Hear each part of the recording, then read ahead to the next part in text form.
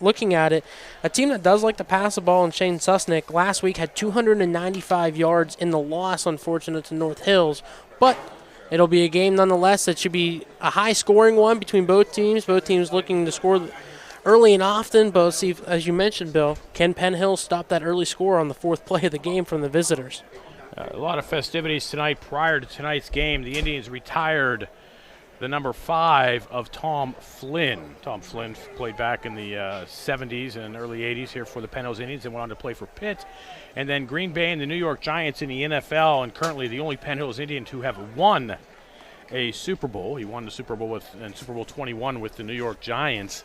Aaron Donald last year was the second Penn Hills Indian to make it to a Super Bowl, but they fell short. The Rams fell short against the Patriots.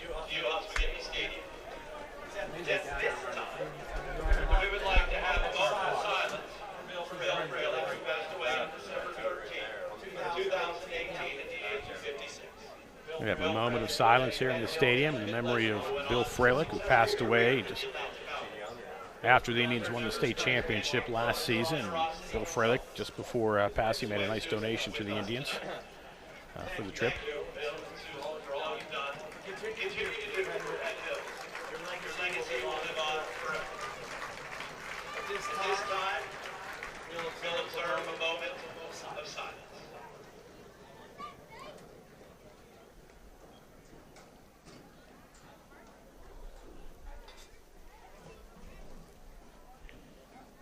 Thank you.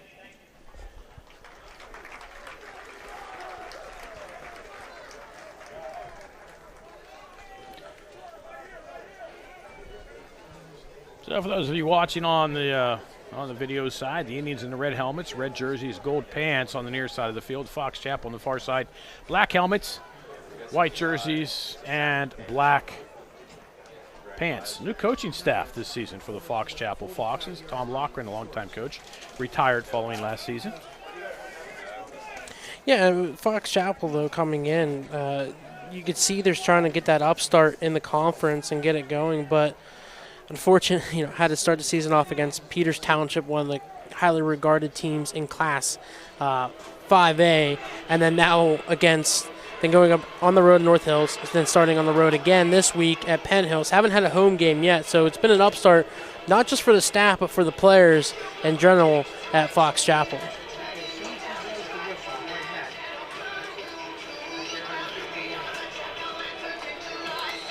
So Fox Chapel will kick off. The Indians will get the ball to start tonight's game.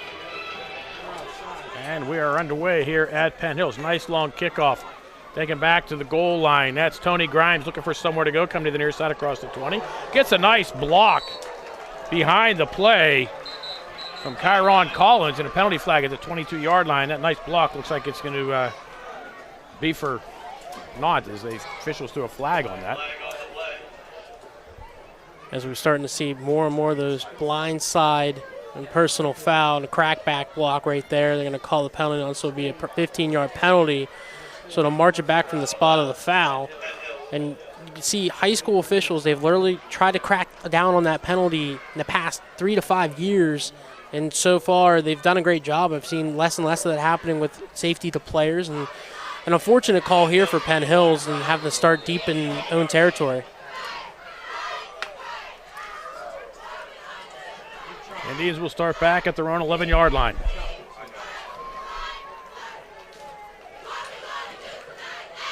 McKissick in the shotgun. Pistol formation for the Indians. Long snap count. McKissick takes the snap. Indians keep it on the ground. Nothing doing there. Derek Topek will get tackled back at the 6-yard line. Will lose 5 yards on the opening play of the game.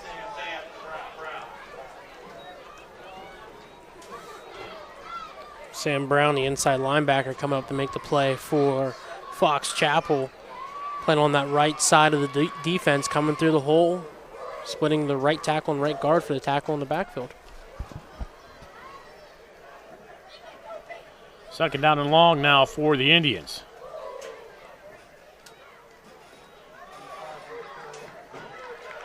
Indians on second and long, keep it on the ground once again. Arlen Thompson really had nowhere to go, picked up about 2 yards And now the Indians will be looking at a third and about 13. And you wonder why that is. You know, Eddie McKissick has had decent games in the past and over 256 yards on the season so far for the Indians. You would wonder if they would try to little roll out action there with that pistol formation, but now kind of going 4 wide on the offensive scheme. Topek to McKissick's right. 4 receivers set for the Indians. McKissick from his own goal line looks right, steps up in the pocket. Penalty flag comes back at the 2-yard line. This one will come back, and there's an injured Indian at the 21-yard line.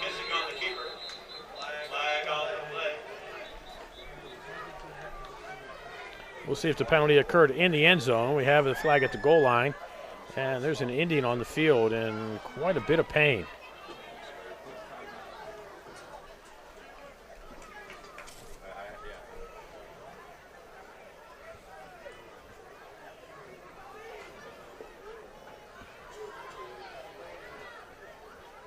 Well, if it's a holding call at the goal line, that's pretty much where we're going to mark the ball. They can't really mark 10 yards off from the spot there. And if it's just inside of it, it'll be a half the distance to the goal from there, potentially. So the other way, it can be inside the 1-yard line for Penn Hills.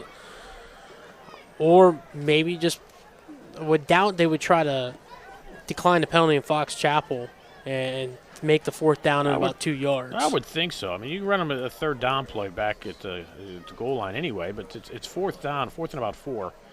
Ball at the 19-yard line. Indians aren't going to go for it. But they have a lot of time Fox Chapel has a lot of time to think about it here. As the injured Indian is not getting up yet. The Indians on the near side are on their knees.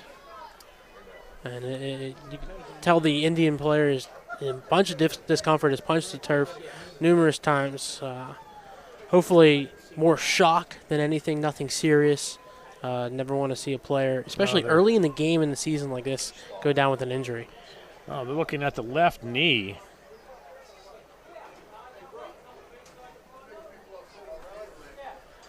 I'm not positive, but I believe the injured Indian is Dominic Burden. Dom had 2 touchdowns last week for the Indians at Latrobe. This much of last season for an injured right knee, and this one looks like it's his left knee.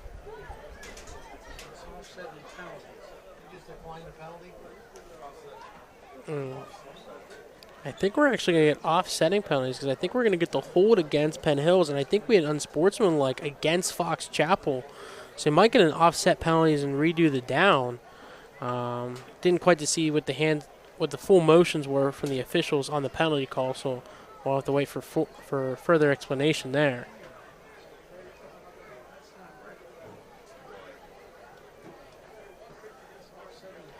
The injured player is, in fact, Dom Burden.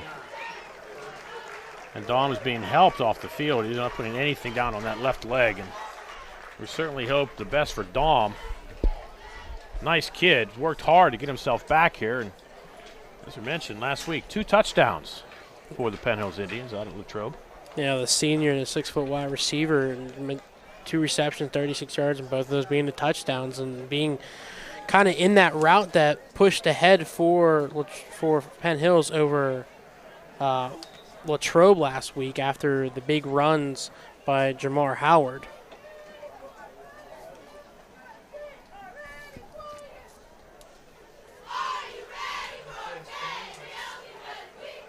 So the ball is still at where the play concluded. They're just going to make this 4th down? What are they going to do here? It looks like it might be still 3rd down. But how? Unless the penalty was against Fox. We're assuming the one back in there to the goal line was against Penn Hills. It might have been perhaps it was against Fox Chapel. It might have been unsportsmanlike conduct against them, moving it up 15 from the 2, so that put it at the 17-yard line. So it'll be 3rd and short instead of 4th and short, 3rd and about 4. McKissick with an empty set, trips to the near side. McKissick looks this way, looks over the middle, flushed out of the pocket, throws back to the other side, has a man wide open, catches it behind the defense. Fox Chapel does a nice job to come up and bring him down before he gets much more. That's Noel Roach. He'll go down at the Fox Chapel 42-yard line.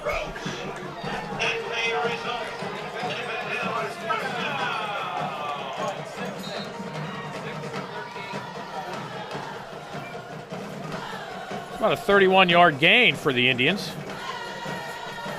And a first down. A nice job by McKissick there to able to roll out and make that pass, keeping the play alive and finding his wide receiver Roach down the field for the big gain. Indians will send Topek this way into a sea of white. Fox Chapel does a nice job to keep him to a pickup of 1. The Indians need to get their running game going if they're going to want to support the pass.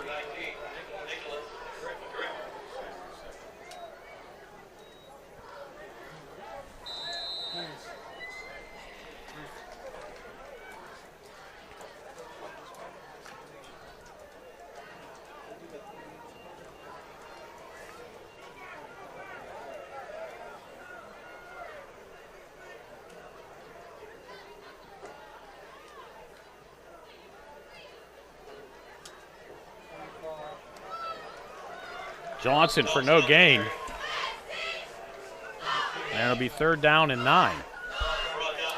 You can almost see like Penn Hills is trying to feel their way into this game, just get a couple runs, then try to open up the passing game, and it worked on the previous one with a big 41-yard pass to Roach, and now 2 inside runs and going to spread the field a little bit and try to open up some passing lanes. I thought Tommy Loughlin retired. He stood out there on the sideline. Well, 5th season coach, I believe, as Fox Chapel's leader. Swing pass, right side. Thompson unable to hold on to it. It'll bring up a 4th down now for Penn Hills. Ball at the Fox Chapel 41-yard line. McKissick is the punter. The Penn Hills looks like they're bringing on the punt team. See if they do, in fact, punt. And it looks like they're going to. McKissick kind of threw his arm down in anger, wanting the team to go for it, but call came in for the actual punt.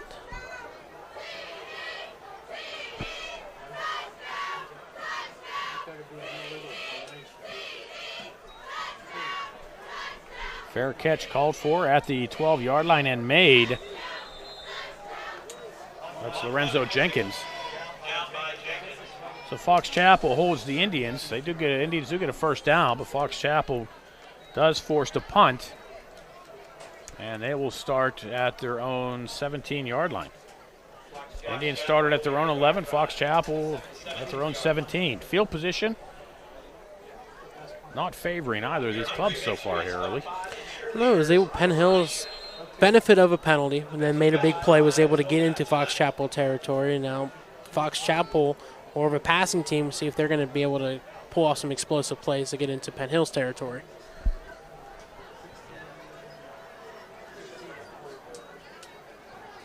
Fox Chapel comes out throwing. Flushed out of the pocket and brought down after pick up of about 2 is Shane Susnack.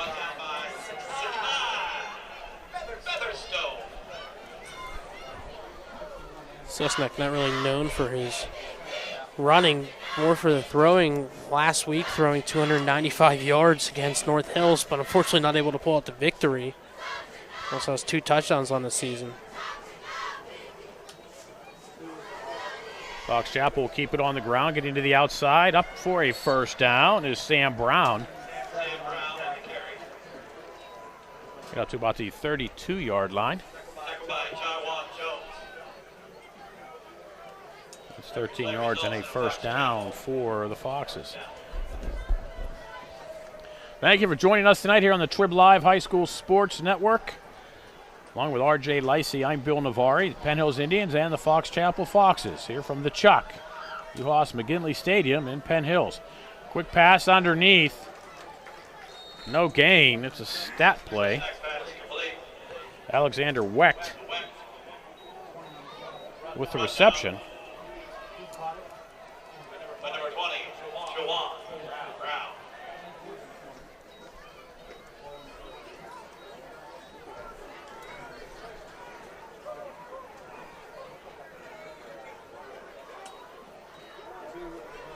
Brown this way again.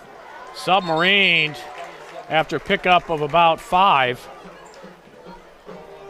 Looked like the Indians' Jamie Tigner with the tackle. that'll bring up third down and about 5 for the Fox Chapel Foxes.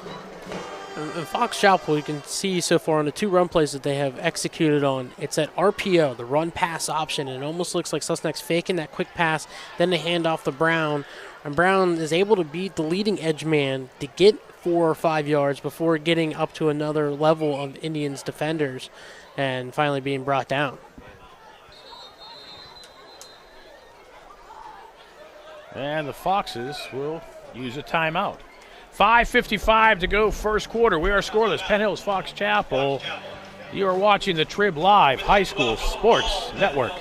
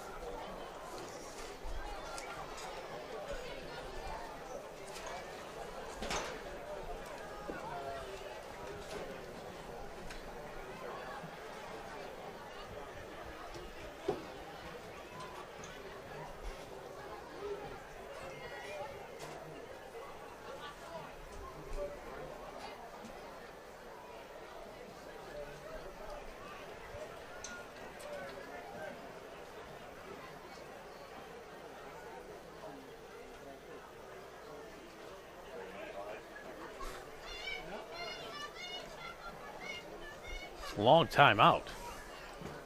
It seemed like there was a conversation between our head official and head coach Tom Lowren over there on Fox Chapel sideline.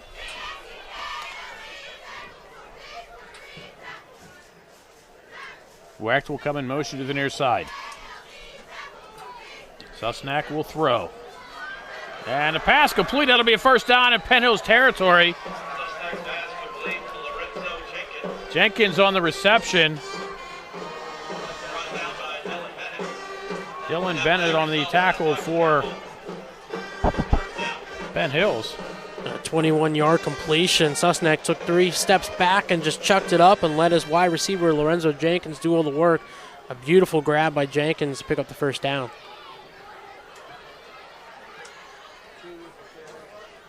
After the big gain in the air, Fox Chapel stays on the ground and loses 3. That's Sam Brown.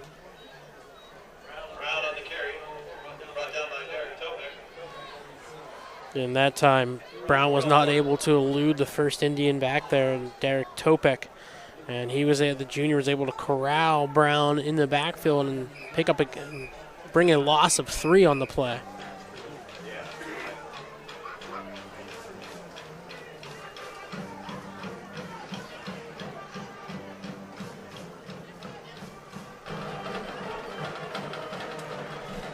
Susnack, state drop, throws over the middle. Getting the hands out, making a nice catch. Sam Brown at the 42-yard line. Oh, to pick up a 4. And it'll be third down and 9 for the Foxes. Clock continues to run under 4.5 to go in a scoreless first period. Penn Hills at Fox Chapel. Yeah, Susnack put the only place he could for Brown, and that was way in front of him. And Brown able to make a nice leaning catch. Wouldn't say it was truly diving, kind of falling that way towards the ball, but able to pick up 4 and make it third and somewhat manageable for the Foxes. He showed some nice hands to get that ball. Susnack's going to be sacked back at the 49-yard line. Tony Grimes on the corner blitz. Brings Susnack down and to mark him at the 50-yard line. It's a loss of 8. Grimes just coming off that cornerback blitz from the outside and just bull rush Susnack, and there was no way Susnack was going to get away from that one, and down in the backfield for a big loss and forcing the punt unit onto the field.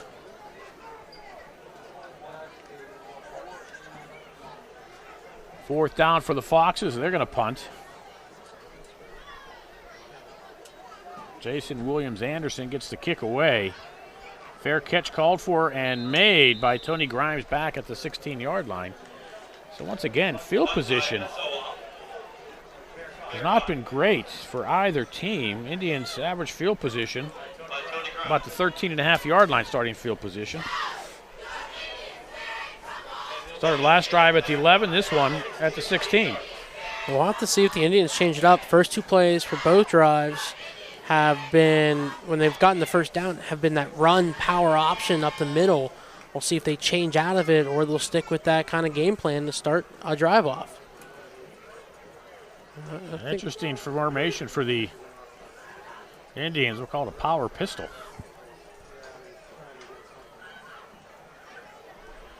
Topek is deep behind McKissick. Not sure what the delay is.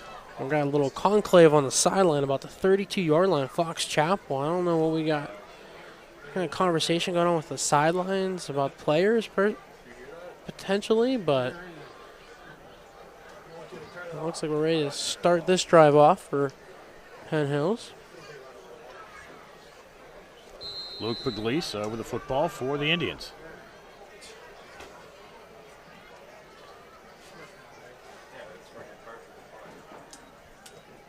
McKissick on the option this way. He's going to keep it himself across the 20, the 25 to the 30. Gets a block out in front. Up the 40 goes McKissick. It's a foot race.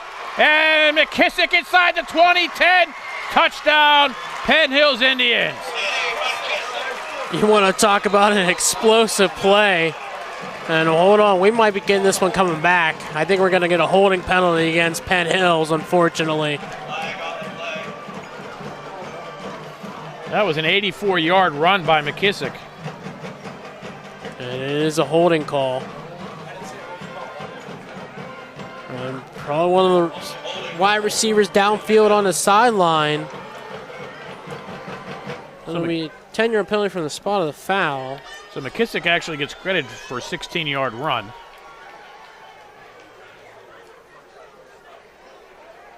Ten yards from the spot, and it'll be a first down at the 27-yard line.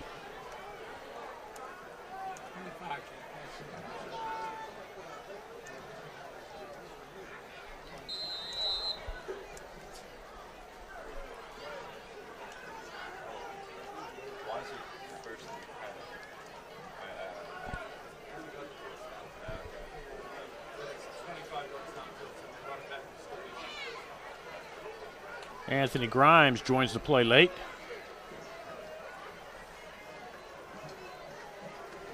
Same formation for the Indians. They'll give it to Topek, who comes this way. And a pair of 10s collide at about the 27-yard line. Warner Macklin on the tackle, along with Colin Kwiatkowski. You can see that's what that power running has tried to set up, was that option play with McKissick, and it worked there. Unfortunately, the holding penalty brings it back, but you can see the Indians trying to work that basic offense and settle Fox Chapel into a groove, and then, all right, we're going to spring the big play on you. And it worked, but unfortunately a penalty brought it back, but however, still picked up the first down.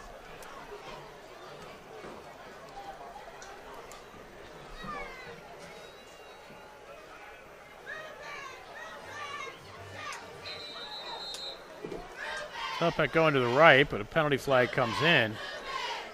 Going to call delay on the Indians?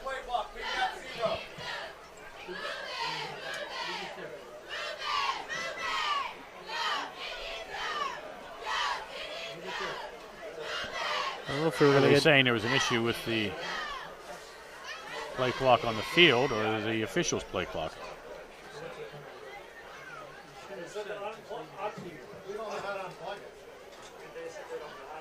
They are going to call delay of game against the Indians.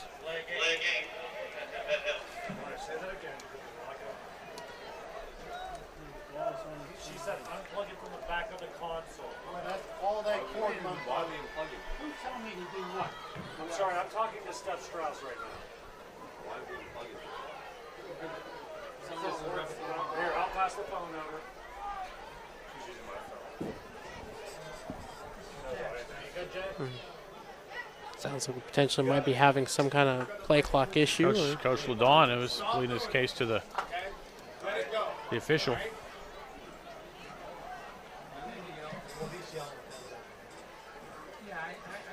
Yeah, we must have an issue with the play clock. There is no, the one that's usually down in the end zone to our right is not there.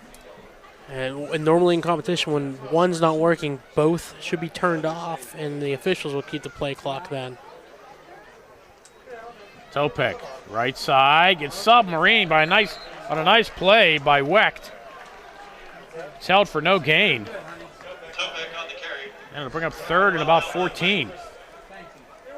Alex Wecht comes shooting out from the outside linebacker position.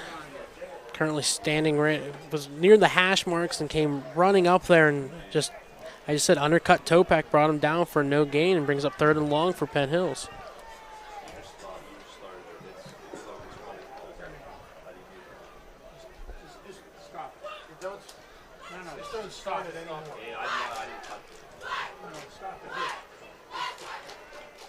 McKissick looks like he wanted to set up a screen. Now he flushed to his right, launches one downfield, has a man, and the pass almost intercepted.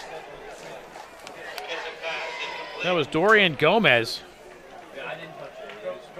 It was intended for Snell.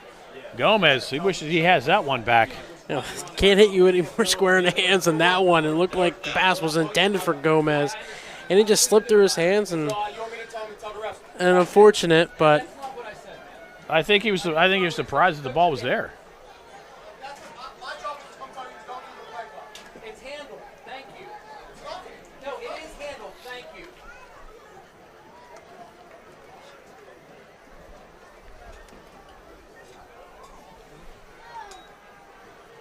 McKissick gets a kick away. Nice one. We'll hit at the 43-yard line. Take a bit of an Indian roll. And we'll be down at the 36-yard line. 1:55 to go. First quarter. Scoreless. Penn Hills, Fox Chapel here on the Trib Live High School Sports Network.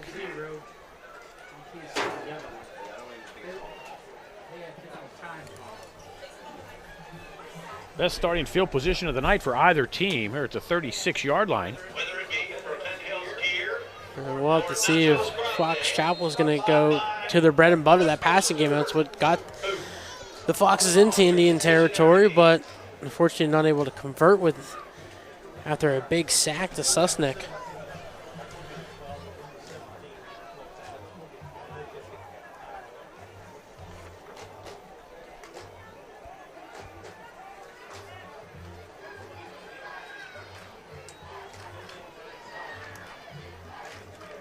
Brown tries to find his way ahead, picks up 3.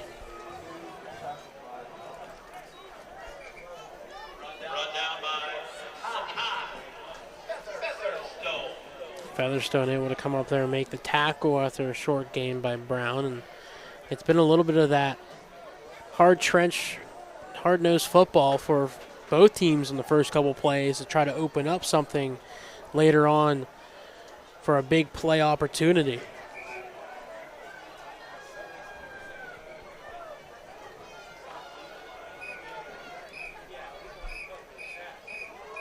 Fox Chapel keeps it on the ground again. Does not fool the Penn Hills Indians. Sequoia Featherstone got a paw in there to slow down Warner Macklin. Holds him for no gain. In fact, he's going to lose a yard. It'll be 3rd and 8. A little bit of a jet sweep, kind of short shovel pass option, and as soon as Susnick gets the ball, push it forward to Warren Macklin, but Featherstone once again in the backfield for the Indians and able to bring down for a loss.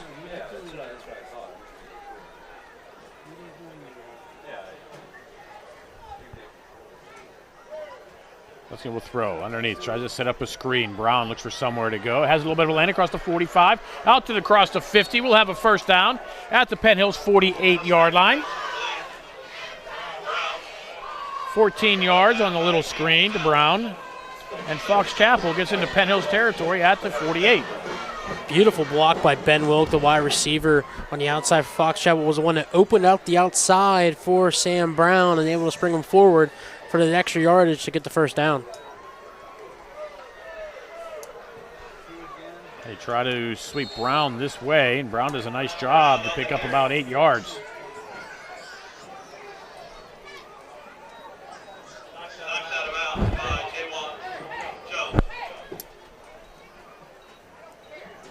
Give him 9. It'll be second down and a yard. So now the possibilities open themselves up to Fox Chapel on this second and short. Fox Chapel with a last-minute loss last week to North Hills.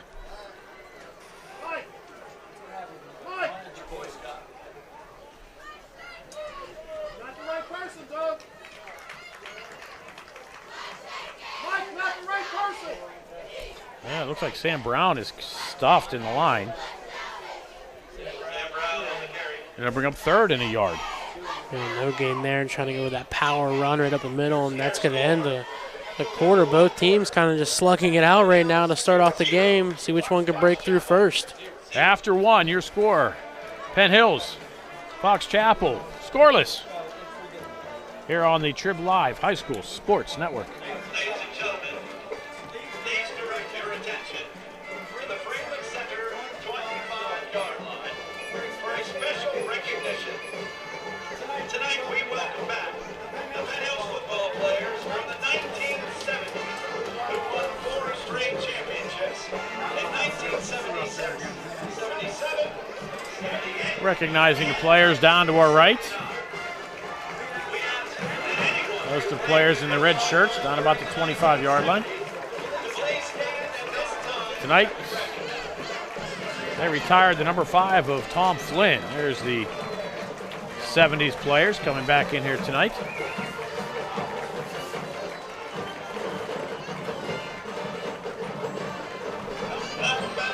Tom Flynn standing down about the 5-yard line.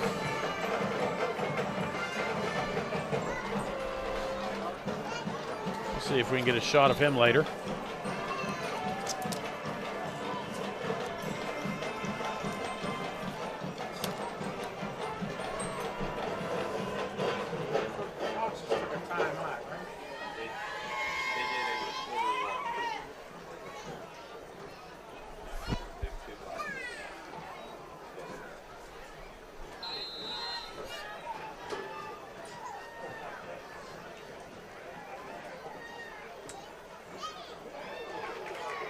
Whacked on the Wildcats, gets stacked up by the Indians, who'll lose 3 yards.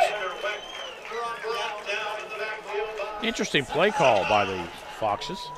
And not even having Susnick back there kind of tips that away whether it's going to be a Wildcat or not. If you'd have potentially another quarterback back there that might be able to do both, might get away with it, but with Weck back there, televised run from the start. Squai Featherstone with an outstanding first half for the Indians, making tackle after tackle, and then the Indians and flying in offsides. Jamie Tigner for the Penn Hills, and looks like it's going to be enough for a first down. Well, that's going to push it towards the 37-yard line, and only needed 4 yards, but got that 5th extra yard for the first down.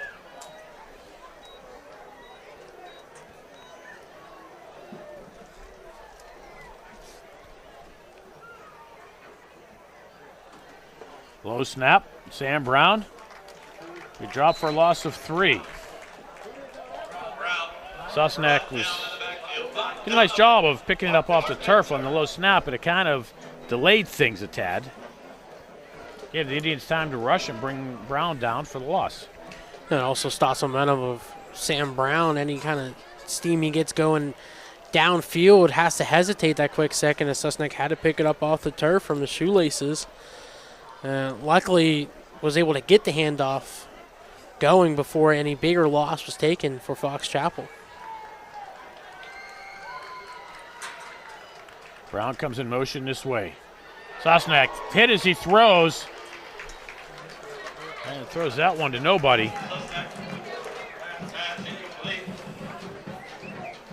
They'll bring up a third down now for the Foxes. It almost looks like Ryan Crehan, the tight end, and Ben Wilk got mixed up on the far side and kind of caused a collision. One of the wide receivers fell, and Susnack was expecting someone to go on a little bit of a hesitation route. But great defensive pressure by Penn Hills to get in the backfield and force that throw earlier than wanting to for Fox Chapel.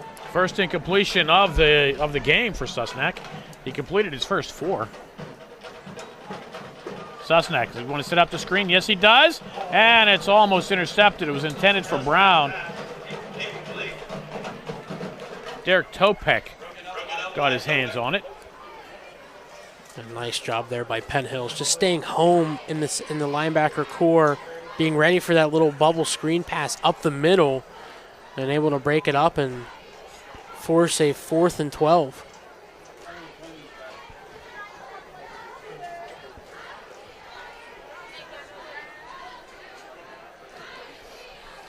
So Fox Chapel will bring on the punt team with 10:22 to go in the half and playing the field position game.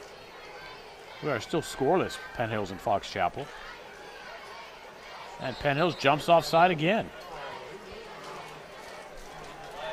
Will not give Fox Chapel a first down.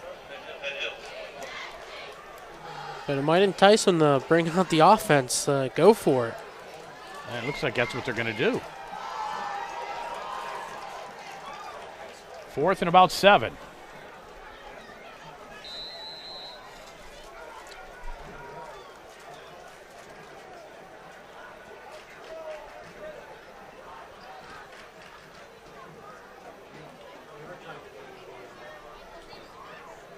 Fox Chapel, they trying to draw them offsides again. So it looked like a hard count. They would need to do it 2 more times. I think Susnack's going to punt, and he does. I think we got to delay a game. Delay a game? Nope, Yeah, false start. Illegal procedure. Fox Chapel.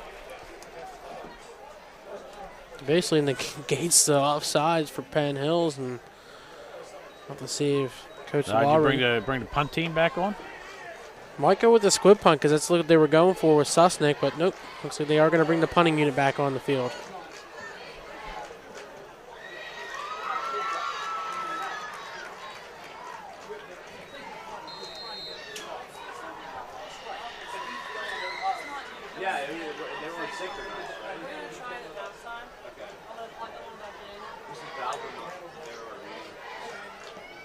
Took a long time to get that kickoff, but Fox Chapel does, and it goes zooming into the end zone for the touchback.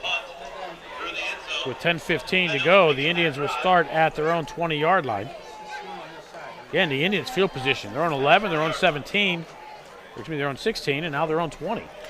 It's progressively getting better, but unfortunately not able, besides a couple big plays, unable to really do anything deep in their own territory for Penn Hills. Kind of clawing out, but it's really been Eddie McKissick at the center of it. Whether it's been a big pass or a big run, McKissick's been the key. And I think Coach Ladone has to look at that and go with McKissick.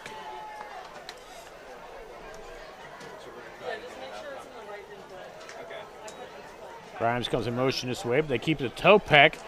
Topek does a nice job to drive ahead for the first down, picks up about 13 yards. A slew of Foxes bring them down finally. Alexander Weckley in charge, but not after. Topek able to fight through a couple arm tackles, the original line of scrimmage, and carry a couple bodies past the first down marker to the 33-yard line. A nice 13-yard run there by Topek. Biggest run besides the run by McKissick for Penn Hills.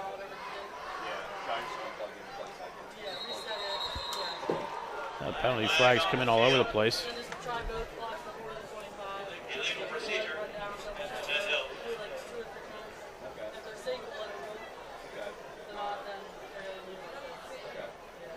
And look like the right guard and right tackle were shifting a little early,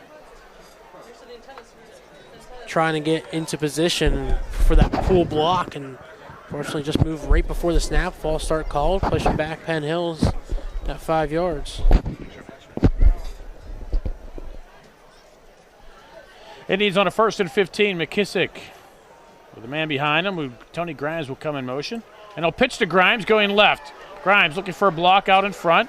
Tries to read, and Fox Chapel does a nice job to close quickly, hold him for no gain. Grimes, a dangerous runner. And Fox Chapel with a nice job. Yeah, Sam Brown and Lorenzo Jenkins able to come up out of the linebacker and secondary and kind of stay home and wait for Tony Grimes to run right into him, and Jenkins and Brown able to tag him for that tackle and only allow it to be a gain of 1. Second down, 15 for the Indians. Grimes a little waggle to the left. And McKissick rolls back this way. Looks for somewhere to go. Gets the pass away. It's out of the pocket. I get a call. No, there was a receiver in the area. It looked like Dante Pollard. And it'll bring up a third down. It'll be 3rd and 15. It almost looked like McKissick was waiting for someone to release on one of their blocks on the rollout and try to go into a flat, and fortunately never developed the way he was hoping for, and luckily able to get it off and towards a wide receiver, or could potentially had intentional grounding against Penn Hills. Clock stops, 8:28 to go in a scoreless first half.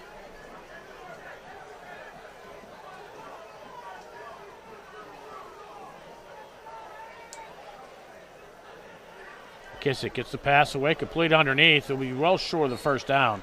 They pick up 7. And there's some late action in.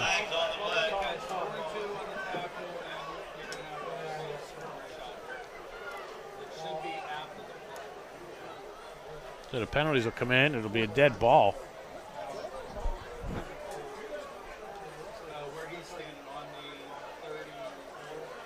We're going to get a personal foul against Fox Chapel. I'm going to guess we're going to get one against Penn Hills, offsetting penalties. Offsetting personal fouls. So they'll bring up a 4th down.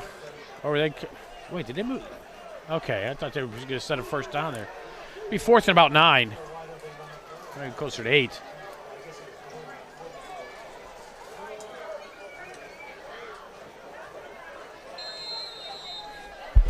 See, now Penn Hills came in on the retaliatory shove after the play, after the first flag had flown. Right. And that cost him a first down. Yeah, I mean, Need cooler heads to prevail. unfortunately, you do in these conference games, and that could be a big penalty to come back. Nice punt for the Indians. Taken back inside the 30-yard line. Nowhere to go for Lorenzo Jenkins. Returning the Eddie McKissick punt. And McKissick with a nice boot inside the 30. 7:40 to go here in the half. Fox Chapel will have it at their own 29-yard line. Fox Chapel has better average starting field position than the Indians, than Penn Hills does, but not much better. No, it hasn't been much better. It's been only maybe about 10 yards difference, really. And Fox Chapel really hasn't been able to do anything since their opening drive.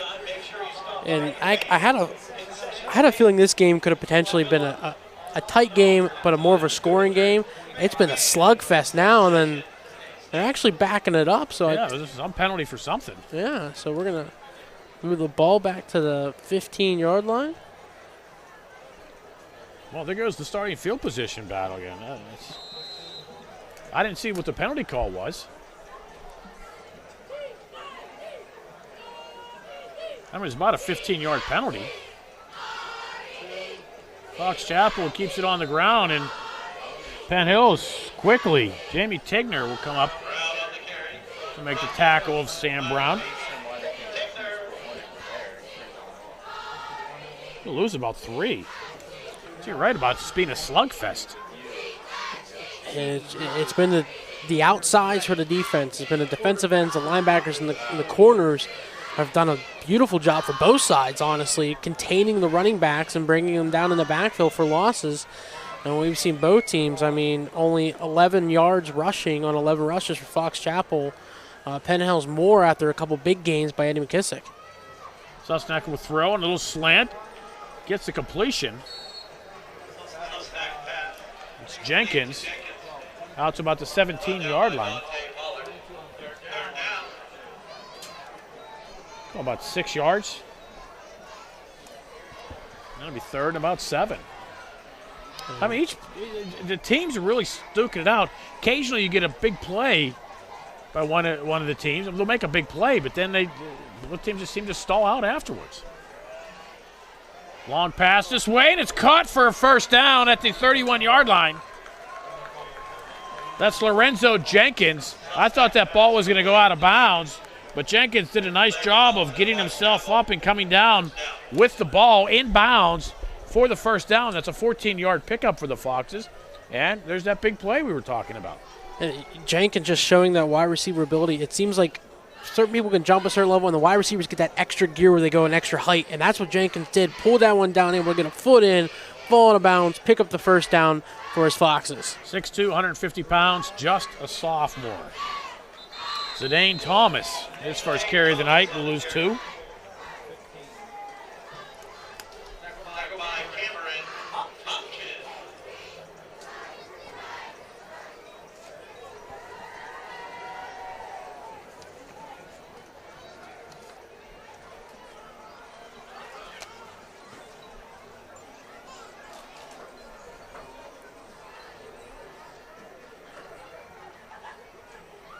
Big difference from their meeting last year. The Indians shellacked Fox Chapel. Something like 62-0, I think. That's next throw up the sideline, and almost a one-handed catch by Jenkins. Suspect pass. Had Pollard in the coverage, but that was almost one for the college coaches to see. And Pollard, beautiful coverage there. That ball was put in the only spot it could have been. And like you mentioned, Bill, Jenkins almost held it in with the one hand, almost pulled a juggling act on the near sideline, but unfortunately just dropping harmlessly to the turf for Fox Chapel.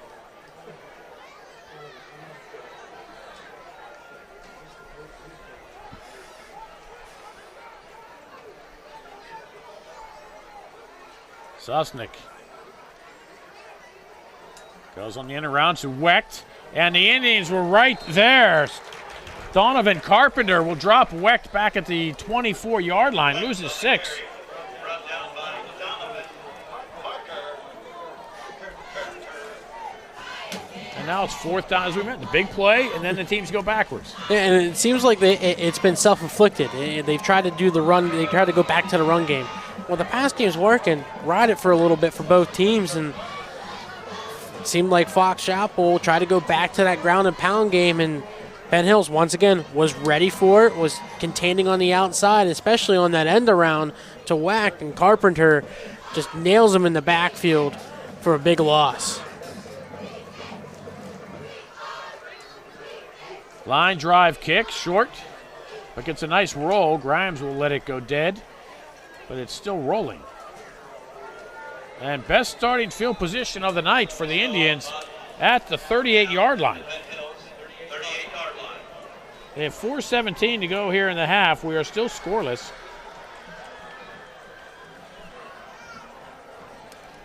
It looked like they almost, once Williams Anderson got that kick off, it looks like he just got that over his line. Yeah, It it was a looked like low-line drive kick. missed kick there. Either dropped it or was worried about the rush coming up. But it works out for Fox Chapel. As you mentioned, the best starting field position, though, for Penn Hills. 4 minutes to go in the half, looking to get on the board for the first time for either side in the game. Fox Chapel will get the ball to start half number 2. McKissick throws left side, has a man, and just out of the reach of Noel Roach. Intended for Roach.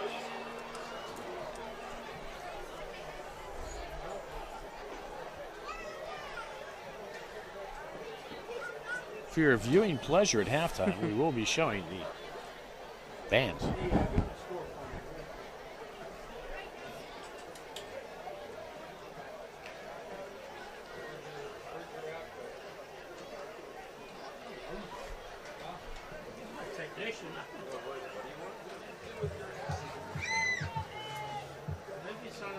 Grimes comes in motion this way. But it'll be Topek across the 40. Barrels his way across the 45 to the 50. Topek into the secondary, brought down in Fox Chapel territory at the 43-yard line. That's a 19-yard pickup for Derek Topek. Indians with a first down, and they move into Fox Chapel territory. Hard-nosed run there by Topek. We've seen one already where he's broken through that initial line of Fox Chapel. Once he gets into that linebacker core, able to make some moves and pick up some big yards. 19-yard gain there, as you mentioned, Bill, and into Fox Chapel territory go the Indians.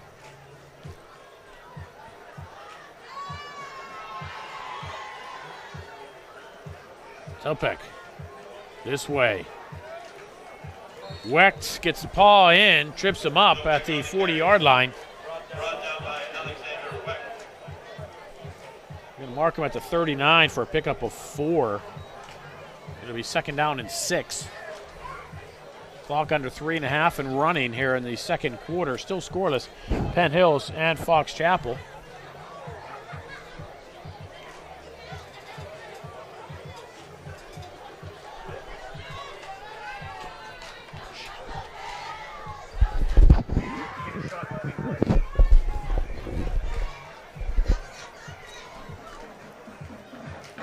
McKissick steps up, throws downfield, has Grimes behind the defense.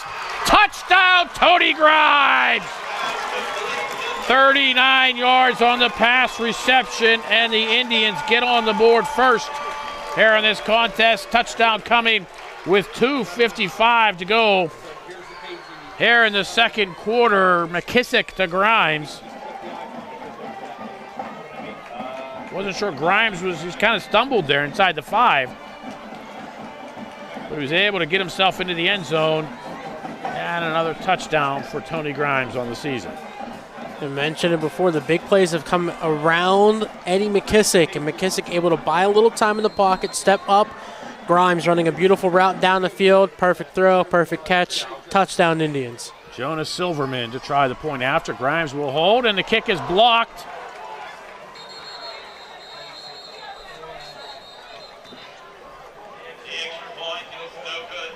So the score remains Penn Hill 6, Fox Chapel nothing. You're watching the Trib Live High School Sports Network. Once again, ladies and gentlemen, we'd like to welcome all Penn Hills alumni in attendance tonight. All alumni are welcome to get together at Fragrance Bars Bar on Route 22 in Murraysville, Saturday night at 6 p.m. Thank you.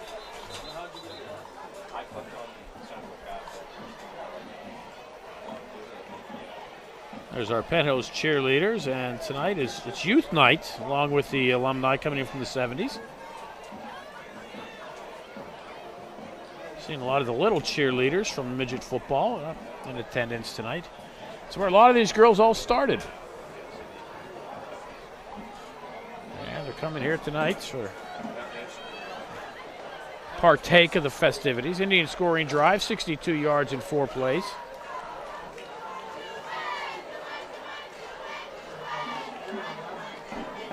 McKissick to Grimes, 39 yards.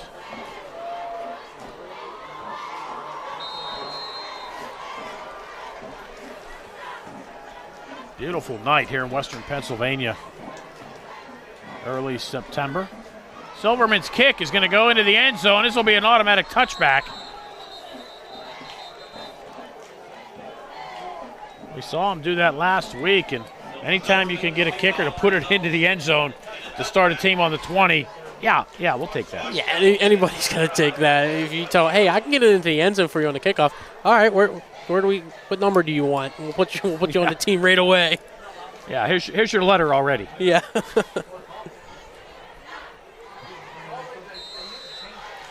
Now we'll see how Fox Chapel responds trailing tonight. It's the first points of the game.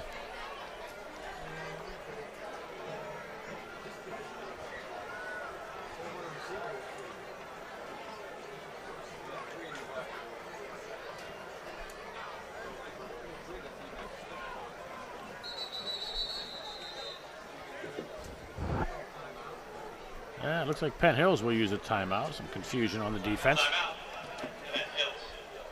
Timeout coming with 2:55 to go in the half. We've yet to run a playoff. Along with RJ Licey, I'm Bill Navari. Great to have you along here on the Trib Live High School Sports Network for our streaming game. Next week, RJ, this will be the Mars will come here to Penn Hills, and it will be the Trib Live High School Sports Game of the Week. Yeah. Penn Hills and Mars. And it's going to be a big matchup going in the Northern Conference. And Mars 1-1 to start the year. Haven't had a conference game. Currently taking on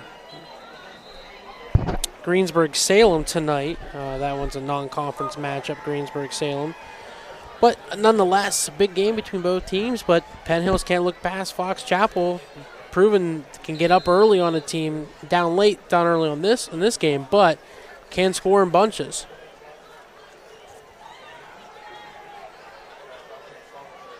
And last week, Penn Hills trailed in the Trobe 14-7. And this pass is picked off. Cameron Hopkins, touchdown, Penn Hills.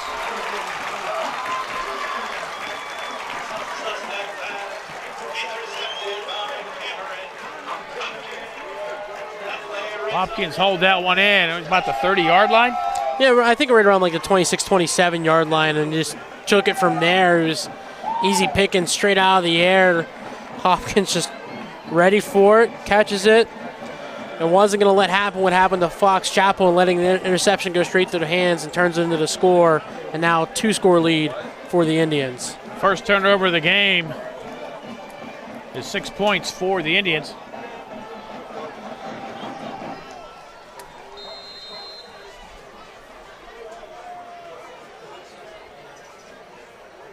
Jonas Silverman, who had his first point after blocked. And this one's a fake. Grimes going to the right side. Is he going to throw it? No, he's going to go for the goal line. Does he get in? Yes, he does. Two-point conversion is good. Flag on the play. Two-pointer as good as a flag. Flag back at the 11-yard line. Looks like he's going to go against Fox Chapel. We'll assess it on the kickoff.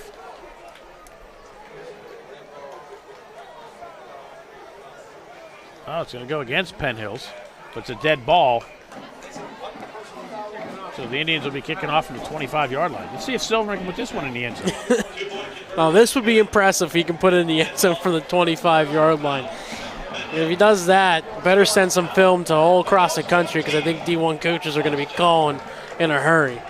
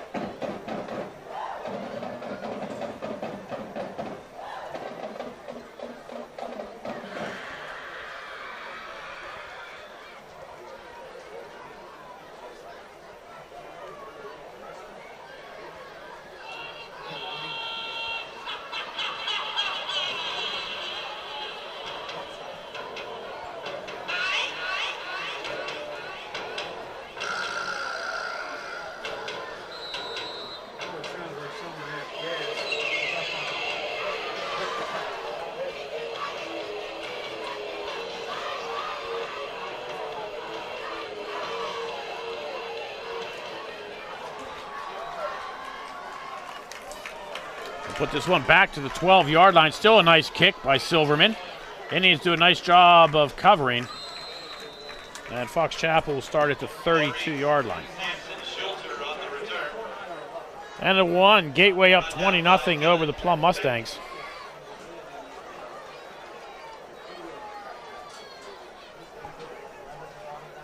Peters Township 20, Woodland Hills nothing. That's at the half. Peters Township, one of those teams in 5A. There's about 5-6 teams, any one of which could win 5A this season. Yeah, you look at Peters Township, McKeesport, Penn Trafford, and Penn Hills looking to be one of the returning. Gateway. West A again. There are numerous options to win this Class 5A championship this year in The WPIL. word for 5A, parity. High snap. Susnack, nice job of falling on it back inside the 15-yard line. And the Indians fortunate for not getting a personal foul. Because once Susnack fell on the ball, he was down, and then the Indians fell on him.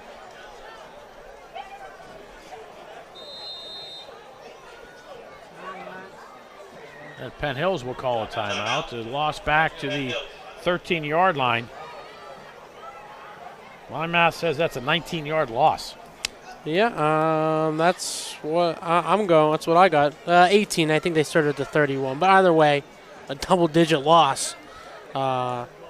for Fox Chapel. Not the way you want to start after giving up 2 consecutive scores within 11 seconds. Pine, Richland, and Moon tied at 7.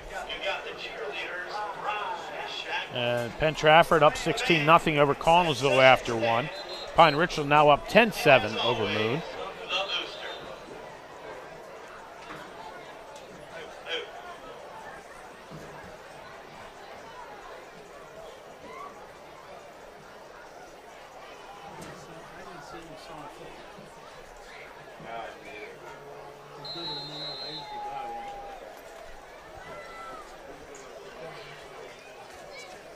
Fox Chapel, after the Penn Hills touchdowns, 2 offensive plays, an interception for a touchdown and a 19-yard loss. Brown trying to calm things down. We'll get out to the 15 for a pickup of 2. And it'll bring up a 3rd down and 27 now for the Foxes. And Penn Hills uses another timeout here. I think it is. It's their last timeout, I do believe.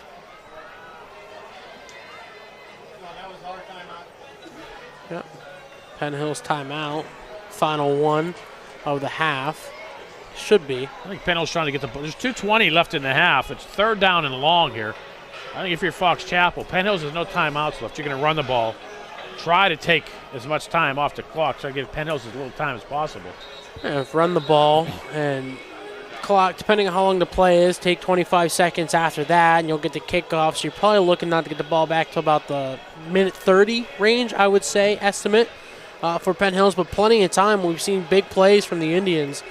Doesn't need that much time. Only give them about 10 seconds. They'll be able to score. Well, the Penn Hills touchdown drive, 4 plays, 62 yards, and a minute 22.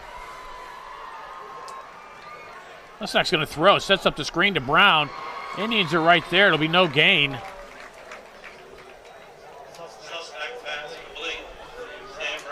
And the clock at 2:05 and running. Officials start the play clock yet? And it's kind of hard to see the signal without having a play clock going. And to mention the play clock to the right end zone not working. So I mean, the ball is set, so we're going to assume the play clock is in fact running. Clock at 1:45. Penn Hills offense should take the field. We're about $1.50 to go in the game. Not sure if it's Fox Chapel looking to use a delay. They got 5 seconds left. 3. And they do take the delay. Oh, gonna get a timeout actually. Oh, they called timeout? Yes. Timeout coming with 1:28. So they ran it down as far as they could. Well, they get a decent kickoff. Penn Hills might not be able to get on the field. Depending where they start, maybe $1.15 to go. Yeah. Depending on the kick, I mean, we've seen some low liners that have rolled out an extra 30 yards for Fox Chapel. And potentially, if the kick gets up, might be able to get a return for Penn Hills on top of that. Halftime score, Franklin Regional 21, Latrobe 14.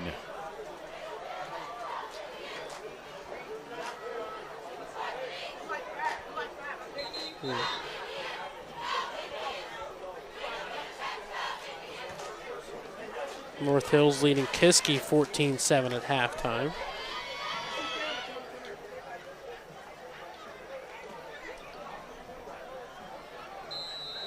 Jason Williams-Anderson back to punt inside his own 5 for the Foxes.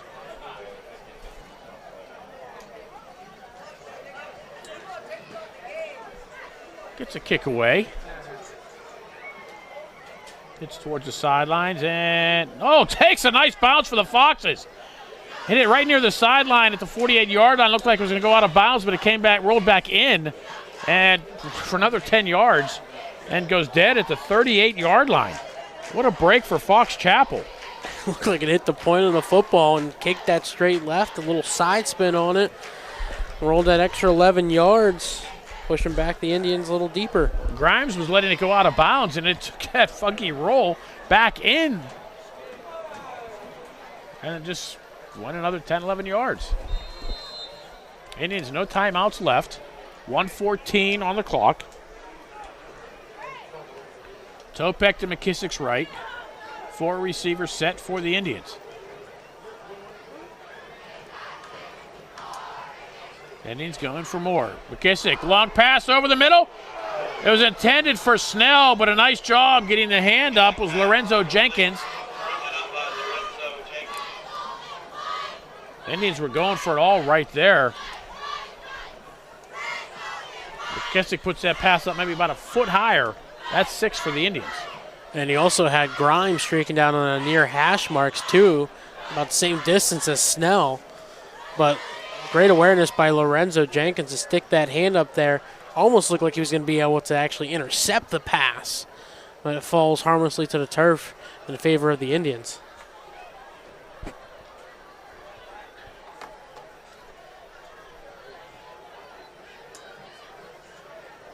McKissick throwing down the sideline. Too far. Now it brings up 3rd down. Now if you're Penn Hills, what do? You have 104 on the clock. If you try to hit a pass here and you incomplete, clock stops, then you punt. Now Fox Chapel has an opportunity. I'm potentially looking for something in the flats or like a halfback screen potentially, something quick pass. You can get the clock rolling. You might catch a defense off guard and be able to burst for a big play or get out of bounds after gaining a couple yards and stopping the clock. I'm guessing a quarterback draw. You would have the more knowledge than I would. That's a guess. McKissick, sprint roll out to the right, throws one downfield, not even close. Snell through his hands about the 25-yard line. Tight coverage by Dorian Gomez.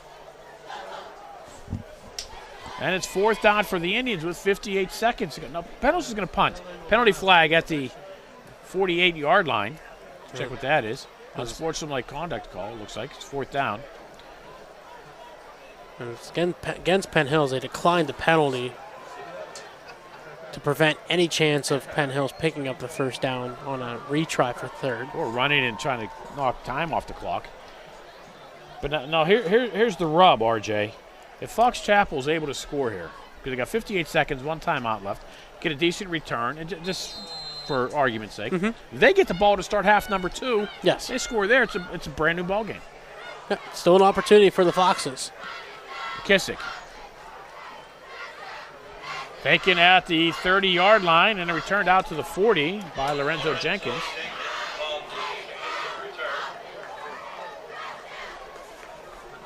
So 49 seconds, 1 timeout, 60 yards away. I mean, even if Fox Chapel could try to get 3.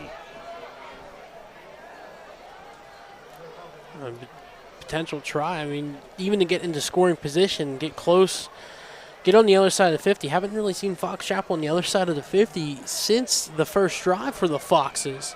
After a big gain and then kind of just sputter out like the rest of the drives have so far for Fox Chapel.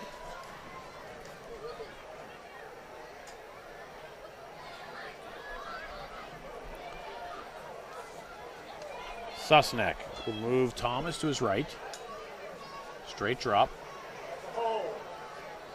Throws underneath. Oh, what a quick whistle that was.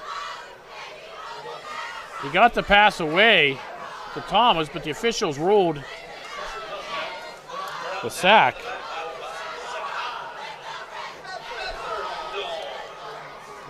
Featherstone come up with the sack, but I agree with you. It was a quick whistle. Looked like he was still up and in control. I mean, he was looking where to go. I mean, he was kind of sandwiched in there, but he was looking and got the pass away to Thomas, who looked like he had a little bit of room to scamper, at least get out of bounds. But now Fox Chapel has to use their final time. No, they're going to have the half run out. Yep, I think they're just going to let it run out and go into the locker room down 2 scores. Well, they do get the ball to start the second half and try to get back into the game. That'll do it for the first half. After 1 half of play, the score, the Penn Hills Indians 14, the Fox Chapel Foxes 0. Second half action back after the bands here on the Trib Live High School Sports Network.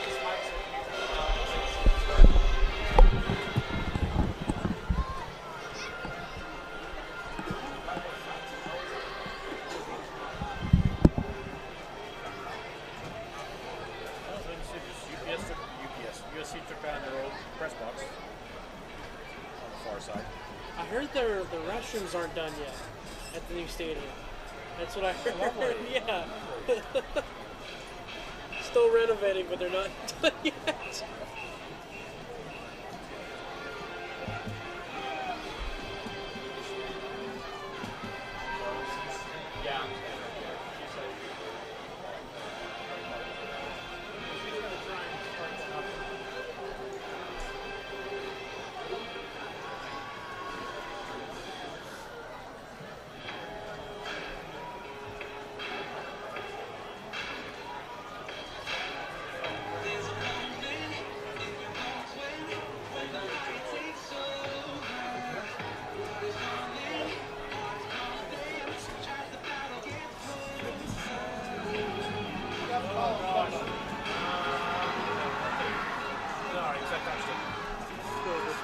Thank you.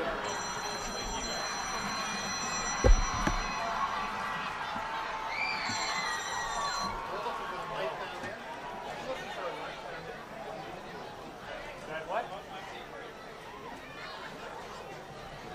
Oh, okay. Keep the music off. All right. Stop. Good. Keep the music off.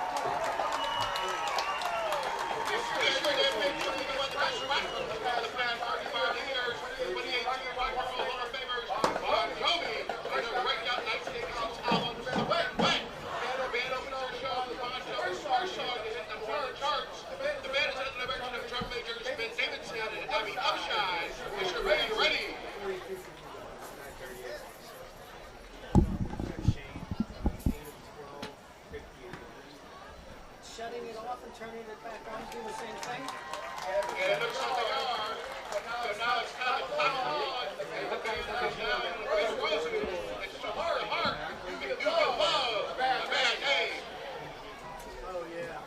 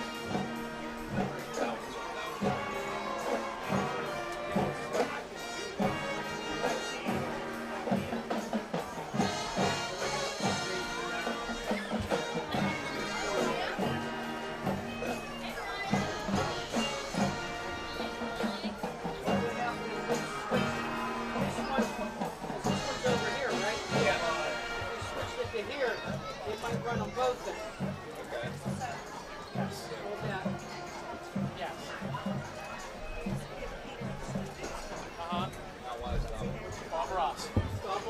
Reset him. A little bit, yeah. It's a little bit.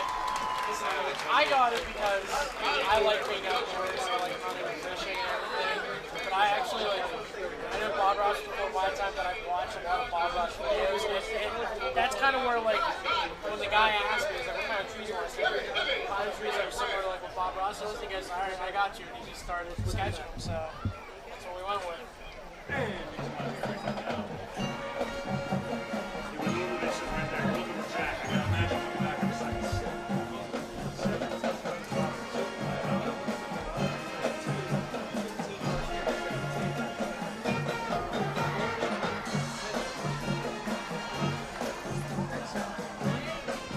I got a water. I'm good for right now. Thank you, though.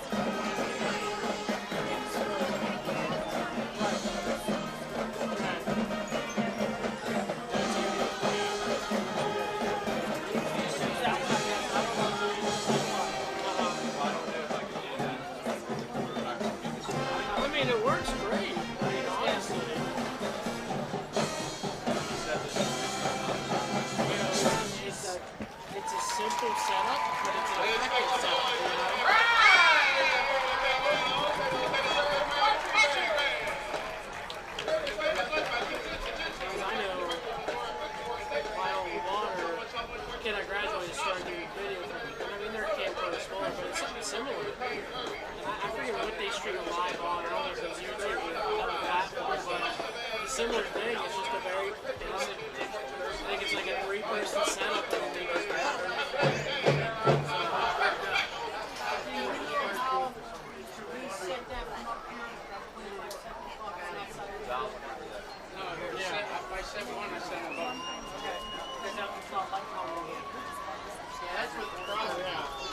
I mean, ultimately, it pays itself in the end when you invest into these movies.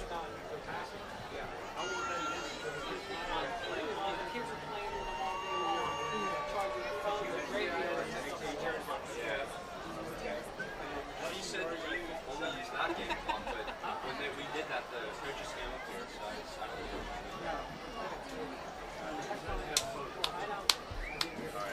Dedication there. That's pure dedication there.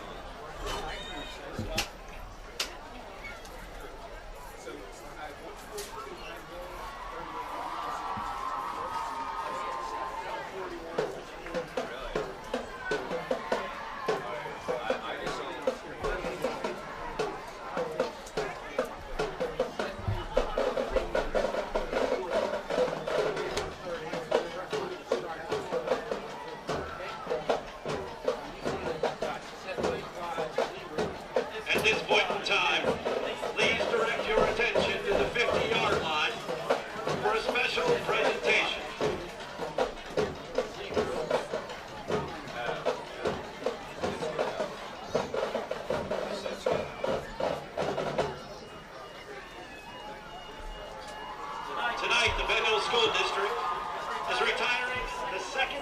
jersey in school history. The first being Bill Fralick's 79 football jersey, which was retired on his high school senior night. We would now like to add Tom Flynn's number 5 jersey to the ranks with Bill Fralick.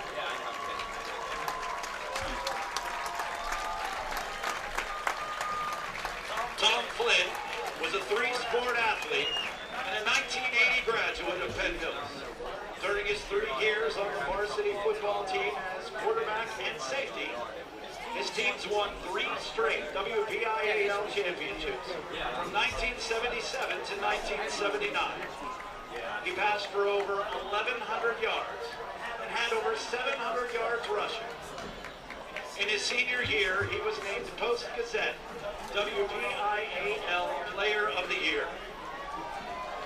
Tom continued his football career at the University of Pittsburgh, where he was a 4-year starter at safety. He was a 5th-round draft pick by the Green Bay Packers in the 1984 NFL Draft.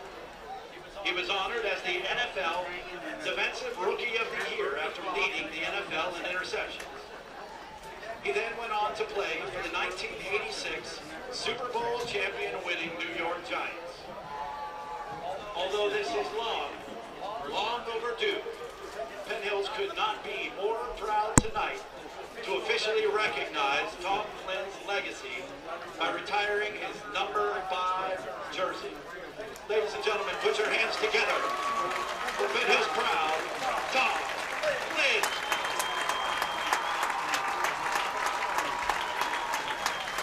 At this point in time, Tom would like to say a few words.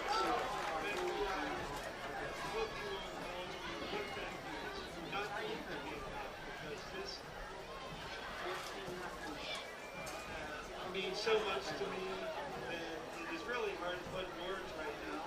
However, I do want to thank the Superintendent, Nancy Hines, Stephanie Strauss,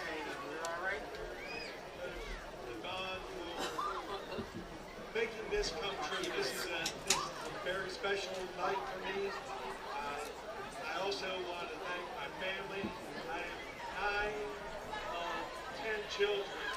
So their love and support lifted me through a lot of my defeats, and lifted me also in some of these accomplishments.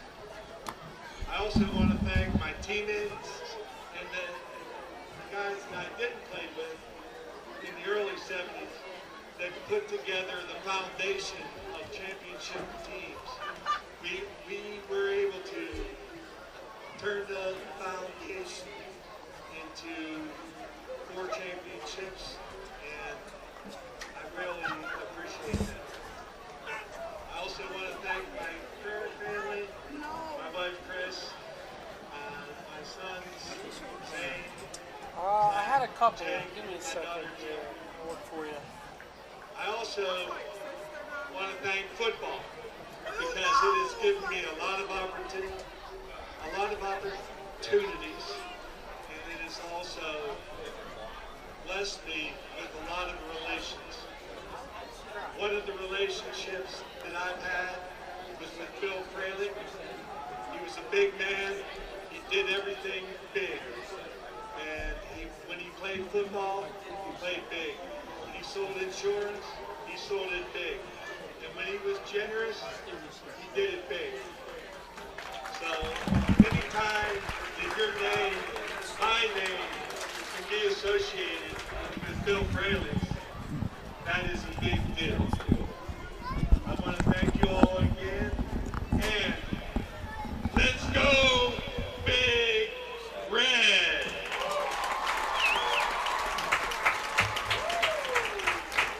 Ladies and gentlemen, Tom Flynn!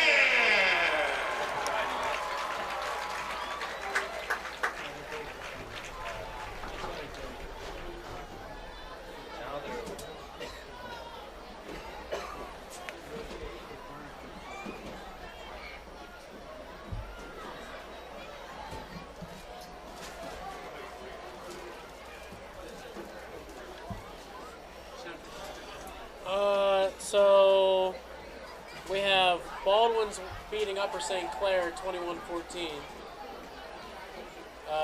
Peters Township is up on Woodland Hills 20-0. And Central Catholic's beating NA North Allegheny 7-3. We're at. What quarter? I know they're playing the tree. Yeah. I don't know exactly what quarter. Yeah, it's right next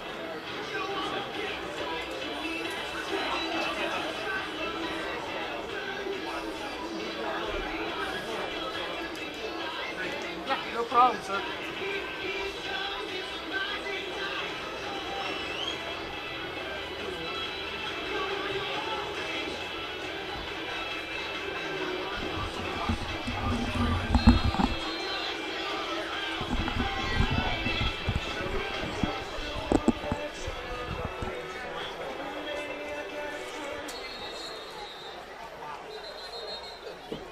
Flag on the field.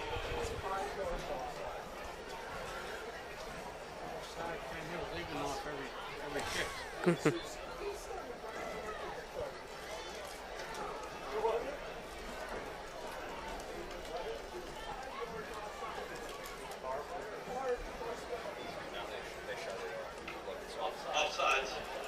Penn Hills.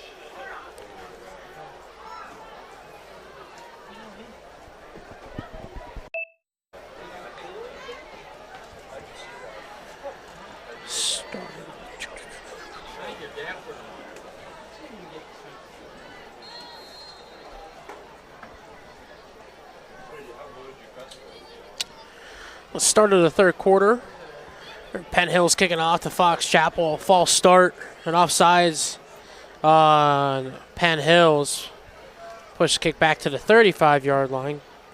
Jonas Silverman gets out the kick towards the 11-yard line. Being brought up by a Fox on the near side. Zidane Thomas on the return. Getting to about 12 yards and actually making it about 14 yards, and that'll put the ball at the Fox Chapel 26-yard line, and it'll be 1st and 10 for the Foxes. 11:54 to go here in the third quarter, just underway.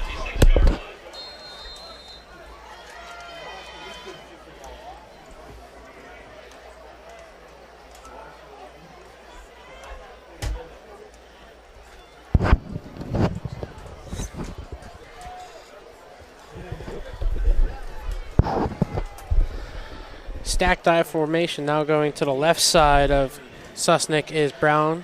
Man in motion to the near side. That's Macklin dropping back as Susnick looking left, rolls right, and he's going to be swarmed in the backfield and brought down for the sack in the back. He'll be taken down at the 22-yard line, and we've got an injured Indian on the field. It looks like a cramp. Sakai Featherstone once again in the backfield for Penn Hills, and we'll get a stoppage in play. We working yet? Not yet. Don't have anything in the other than my headphones yet. Thanks, RJ. Covering a little technical difficulty with the headset here. But an injured Indian on the field.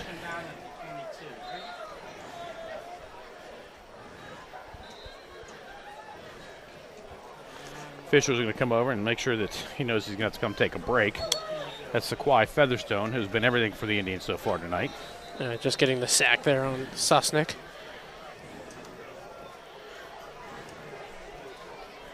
The loss of 4 will bring up a 2nd down and 14.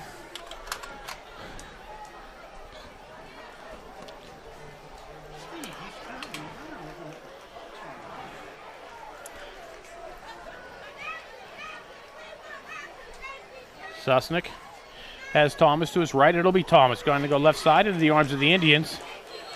And he'll get maybe a yard. And I'll bring up a 3rd down and long for Fox Chapel.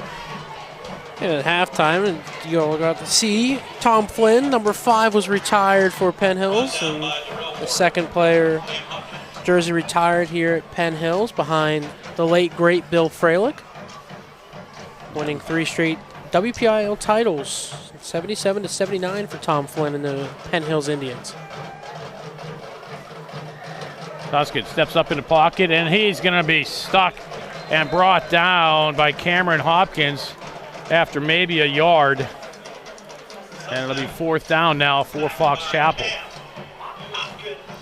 Hopkins kind of looked like he was shot out of a gun there, coming up and making the tackle. Susnick creating plenty of space and extending the play for as long as he could, but Hopkins denied him and bringing him down, only the gain of 1, forcing the punting unit onto the field for Fox Chapel.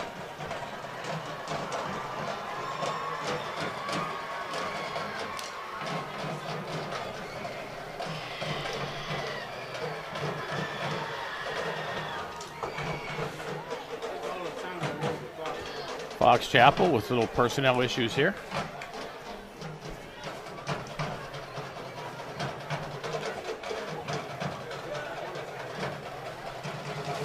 Does get the play off. And another high kick. Taken back at the 30-yard line, running backwards across the 20s. Tony Grimes looking for somewhere to go. Escapes the first coverage, comes back this way across the 30. Across the 35, the 40, looking for somewhere to go. Across the 45, inside Fox Chapel territory and out of bounds at the 45-yard line. Nifty return by the Indians, Tony Grimes.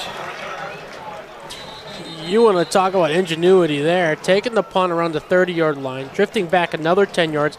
It was Reggie Bush-esque of 2005 USC Trojans there, backing up and then finding the hole and returning the ball into enemy territory. We got a penalty. Looks like we got a personal foul crackback block against Penn Hill. So after the great return, penalty just pushes it back another 15 yards from there, and it'll start deep in Penn Hill's territory now instead of starting in Fox Chapel territory.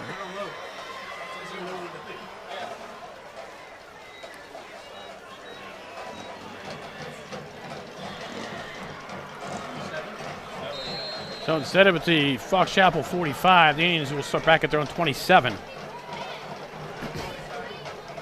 It's a 28-yard penalty. Yeah.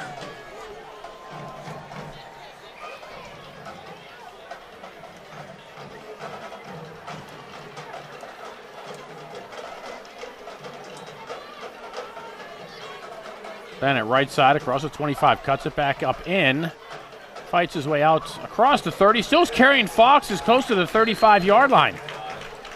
That's an 8-yard pickup for Dylan Bennett. Initially looked like it was only going to go for a yard or two, and Barry to carry the pile, get some offensive linemen pushing along, and picks up 8 in the end.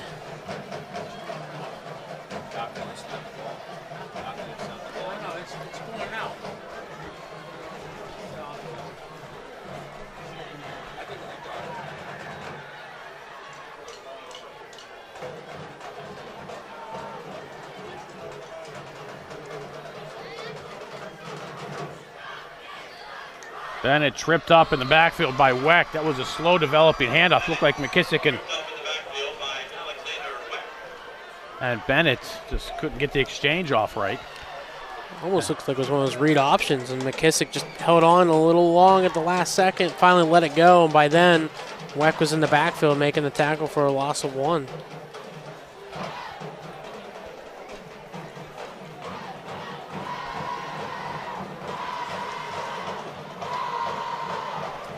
Northern Conference score update. North Hills leading Kiski 21-7 in the third quarter. Indians try the jet sweep to Jamar Howard, and Fox Chapel's right there. Howard's first carry of the night is a loss of 6, and it'll be 4th down for the Indian offense.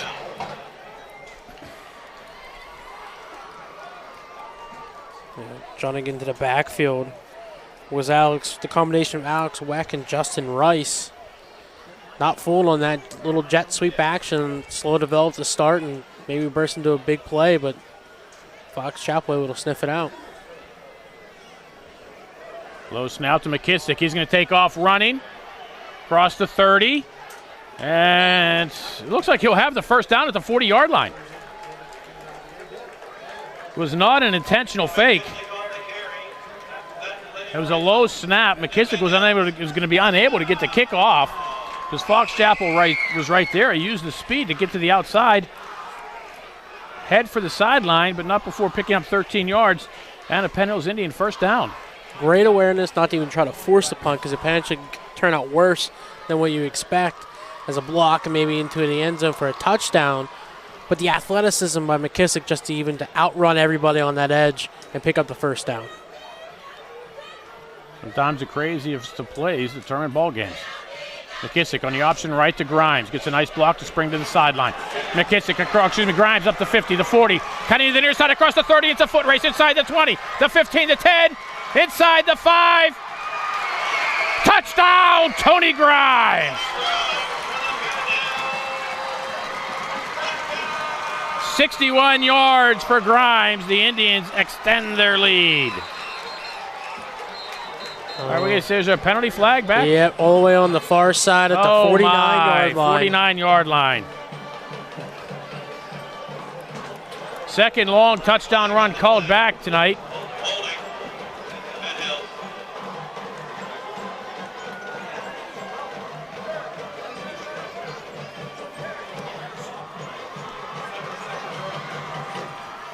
So Grimes is actually going to get credited with a 10-yard run. 10-yard penalty marks it back to the original line of scrimmage. It'll be 1st and 10 Indians. And unfortunately, like you mentioned, the second big running play that went for a touchdown of 60-plus yards called back because of a holding, only 10 yards from that line of scrimmage. Indians up 14-0 over the Foxes here in the third quarter.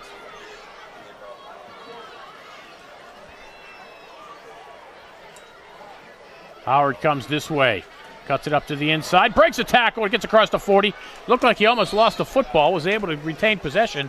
And will get out to the 46-yard line for a pickup of 7.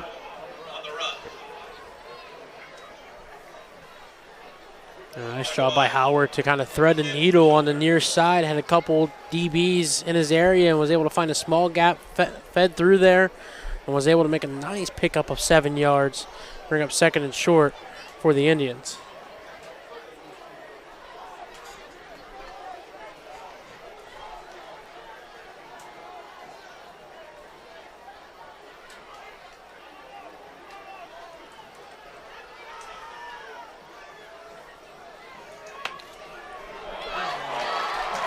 Derek Topek will break this one for 54 yards. And the Indians get that touchdown right back. Can confirm, no flags on the field. Power run right up the middle. Hole wide open thanks to the offensive line. And Topek says, thank you very much. I got reservations for 6 to get to. 6:07 remaining in the third.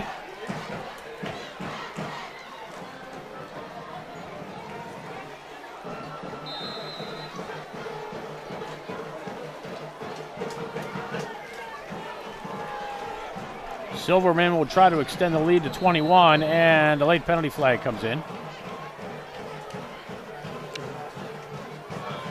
Illegal substitution, it looks like, against Penn Hills, and I'll back up the kick 5 yards. There are 12 men on the field. Flag on the field. Illegal substitution. Penn Hills. So now they'll try this one from the 15-yard line. In essence, a 25-yard field goal.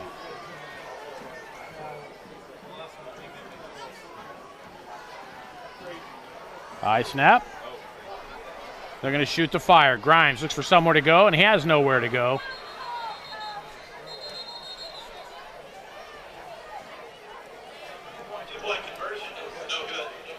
So the conversion fails. The score remains Penn Hills 20, Fox Chapel nothing. 6:07 to go here in the third. You're watching the Trib Live High School Sports Network. Along with RJ Licey, I'm Bill Navari. Great to have you along. Penn Hills cheerleaders now getting into the action with the Indians up 20-0. Remember, this touchdown drive came because there was a high snap on the punt, and McKissick was able to scramble for a first down. Otherwise, we have a good snap on the play. Fox Chapel got the ball back. Yeah, and it's one of those things, and it could have been a score a minute earlier if there was no holding penalty on top of that. So now you waste another minute and you get the touchdown anyhow. So, you know, a successful failure, you could call it, a failed punt, but it turns into success as the first down and then ends up being a touchdown and extending the lead to 20 points now for Penn Hills.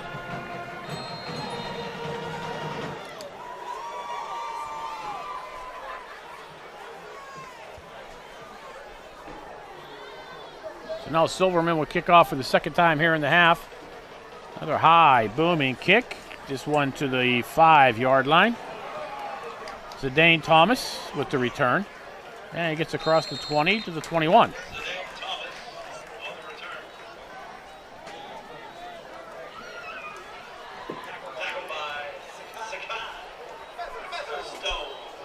Sakai Featherstone. It's interesting to see how many tackles he has tonight. He sure has a lot. At least off the top of my head, I can count 6 or 7 plus, and at least 2 of them have been sacks in the backfield too. So Featherstone's been all over the field for the Indians on defense.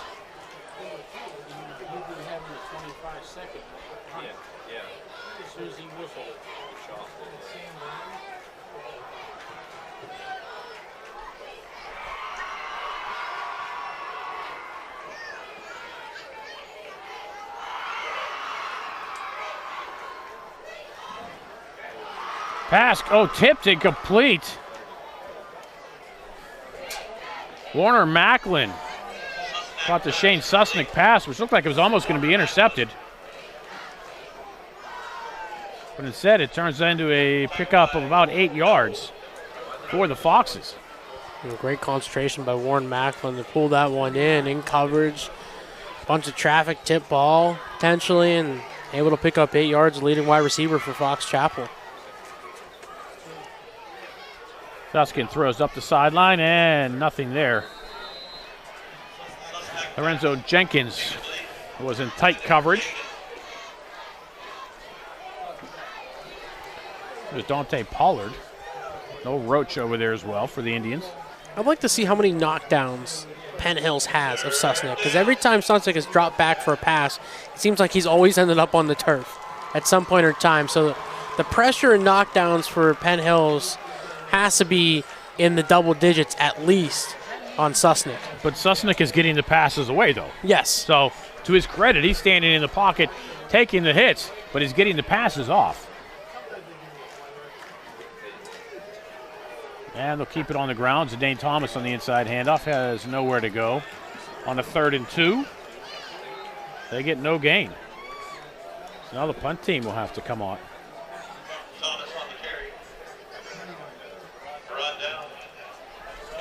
I don't even bring on the punt or go for it. Down 3 scores at this point.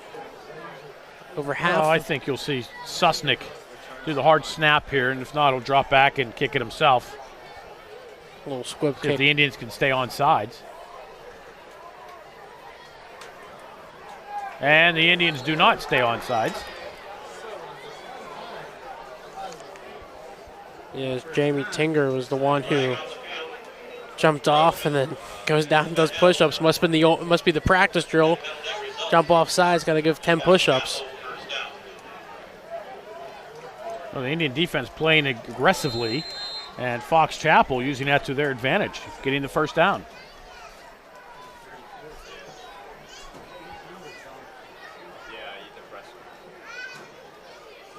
Thomas again looks for someone to go up the middle. Find a bit of a crack to pick up 5.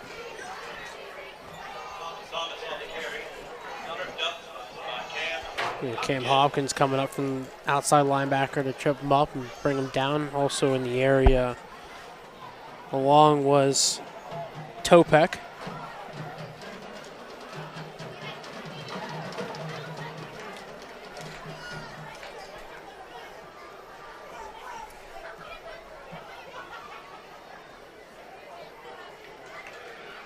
Susnick rolls to his left, throws across his body down the sideline. Pass batted in the air, and it's tipped out of bounds, fortunately for Fox Chapel.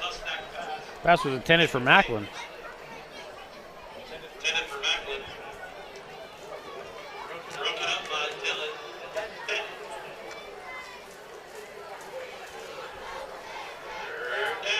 Another third and manageable. We got an Indian, though, down on the ground around the Penn Hills 47-yard line. Probably another calf cramp. Seen a couple of those tonight so far. First real cool evening. Players probably not staying hydrated enough on the sideline.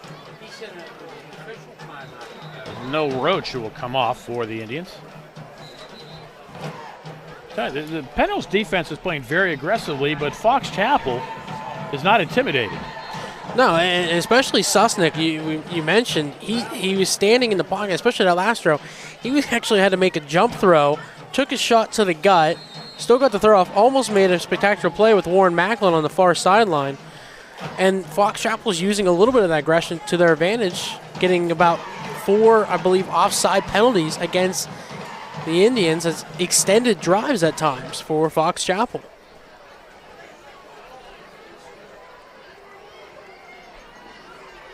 Penn Hills almost jumps offside again. I think Susneck is trying to give them hard counts and play on that. Thomas tries to find a crack. It does. He'll be short of the first down, but not by much. Go call it 4-yard pickup, and it'll be 4th and 1.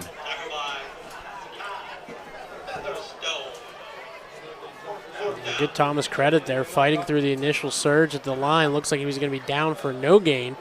Fights through, able to pick up 4 yards and bring it to 4th and 1 football.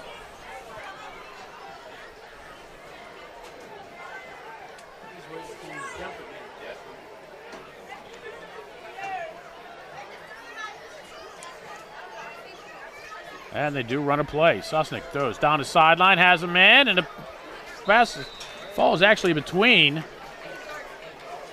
Jenkins and Macklin.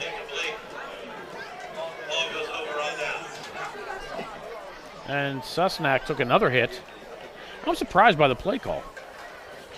And it's about the 3rd consecutive pass that has been to that far sideline and just streak routes, 1 yard, you've had Thomas break tackles and get that initial surge. You've had Brown do the same thing in the backfield, maybe even run a little quarterback option with Susnick rolling out, keep just something different to see the defense, but nonetheless, turnover on downs. Penn Hills with great field position. Brown had run twice in that series for 5 yards and 4 yards, and it was 4th and 1. McKissick keeps it himself inside the 40-yard line. Spins out of a tackle. Spins out of another one, but not the third. And, there's a late hit. Nothing called.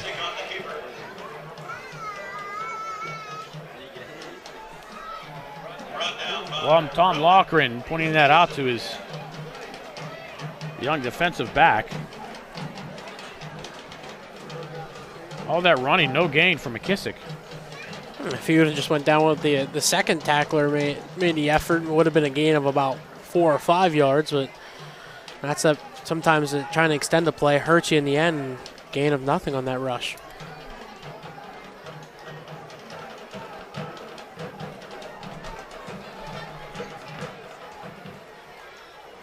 And now Fox Chapel jumps.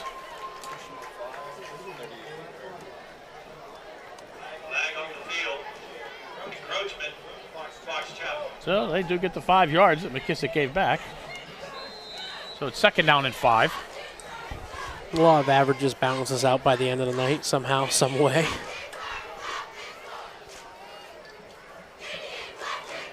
Howard looks for somewhere to go. 3 Foxes in the backfield when he got the football. And still manages to only lose a yard. When we got penalty markers, we had a player driven deep into Fox Chapel territory, loses his helmet, and this is going to hurt the Penn Hills Indians.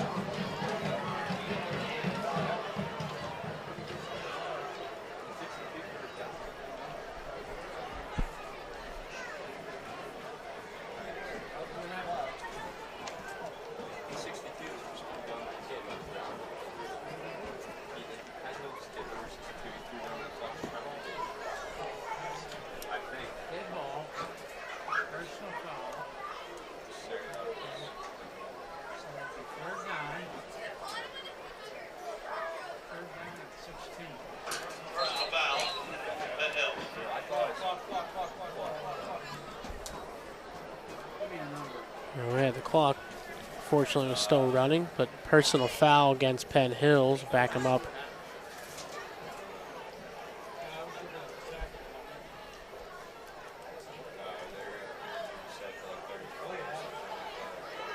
So it should be 3rd and about 16.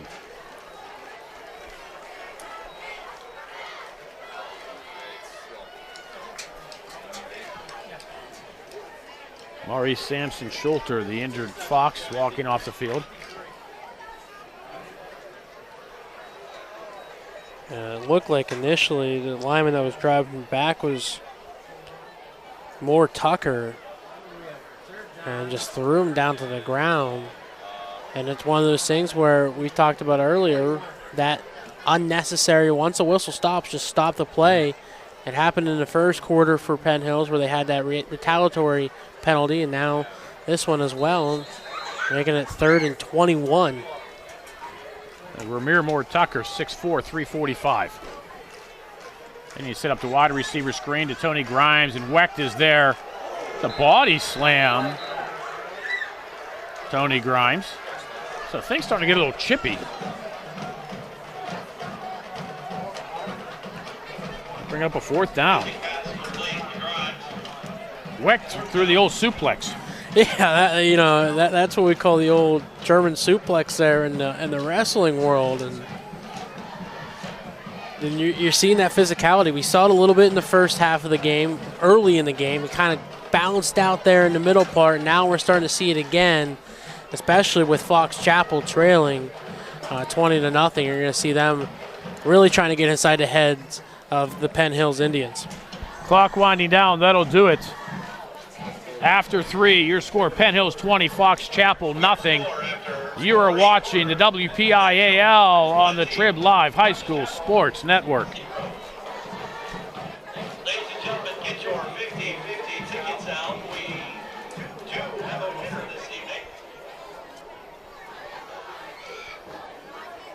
And thank you for supporting Penn Hills Indians football.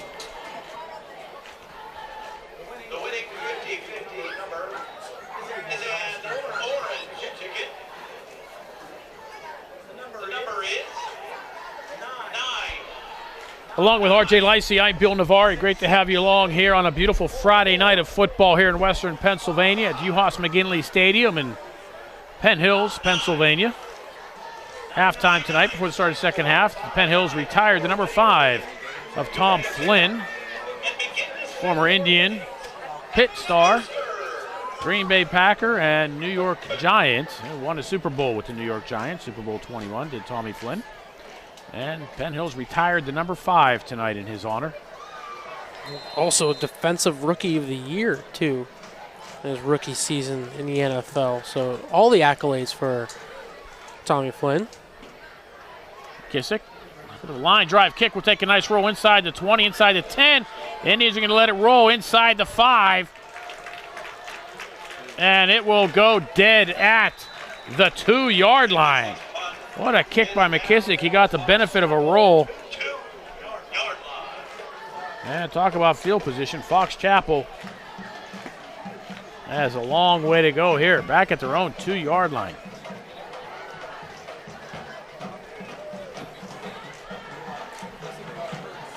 That's why sometimes it's better to get in front of it and just stop it, go down there. And just call a fair catch or take the knee right then and there. And we've seen a couple of those where they have taken that bounce and roll in favor of the punt team. I mean, it happened to Fox Chapel. They punt near the sideline. It takes a wicked kick left and goes back in the field and rolls another 10 yards. So now Shane Susnick will bring the offense out. He'll be in his own end zone. Thomas will move up to his left. Susnick throws up the near sideline. Penalty flag will come in. Looks like it's going to be pass interference against the Indians. Lorenzo Jenkins was the intended receiver. Flag on the play.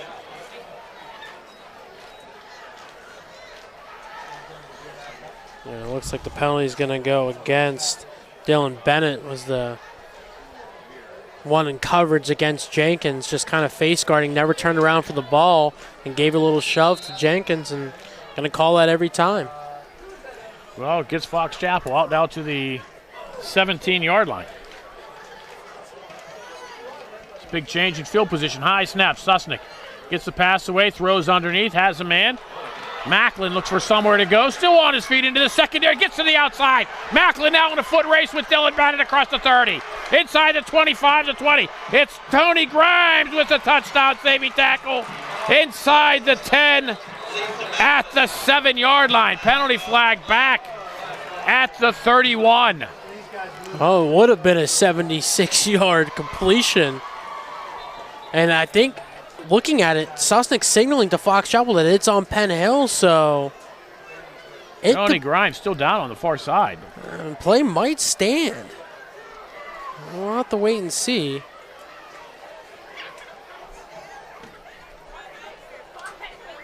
As Grimes, you mentioned, down on that far sideline, right around the 5-yard line.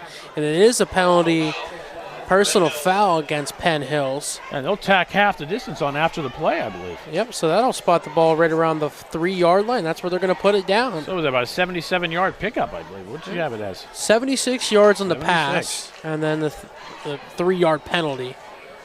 We'll put them at the 4-yard penalty. Wow, Fox Chapel now with an opportunity to get back in this game. They trail 20 to nothing.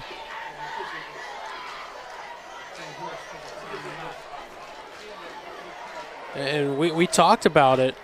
Big play opportunities is a good sign that Grimes is getting up, walking off the field under his own power. But we talk about the big plays as what's been propelling both teams. And this time, Fox Chapel connects, and there's nothing to detriment that play. We've seen where big plays have been cut in half by penalties, or it hasn't been all the way down deep in the opponent territory, and then just the drive stalls out.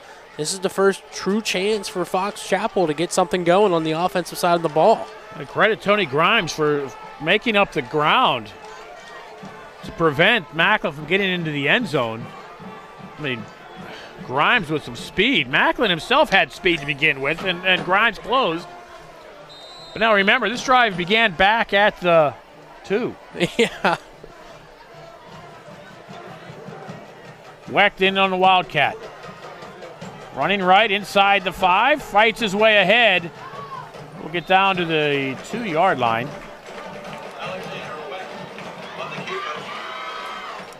So it'll be 2nd and goal from the 2. If you're Fox Chapel, you only need 1 yard to play. Yeah. That's you got two more plays to go, with 3 more plays to work with technically. And you mentioned we had started at the 2-yard line, then you had the pass interference, the big play, and now the short run. And Fox Chapel fumbles the snap and fumbles forward. And who has it? Fox Chapel does. Wecht comes out of the pile with it.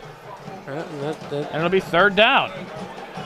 Looked like it bounced off the face mask of Wecht. Wasn't expecting the snap that high, and it jolted forward, as you mentioned, Bill. And great awareness by Alex Wecht to recover that one. Almost looked like Iowa State against Northern Iowa last weekend when the quarterback fumbled the ball. He realized it, covered it, and Iowa State would go on to win that game. But great set of mind there for Wecht to recover that one.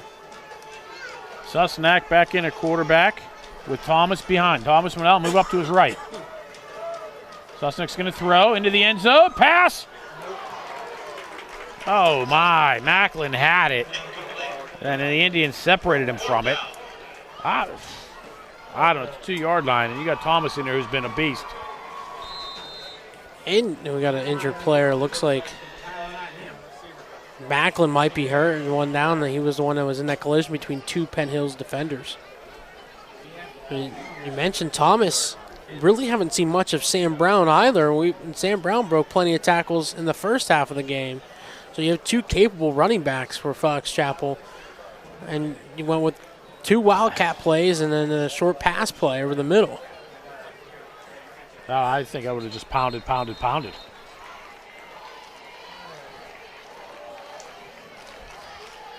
As you can see, Macklin walking off the field under his own power. Great sight to see there.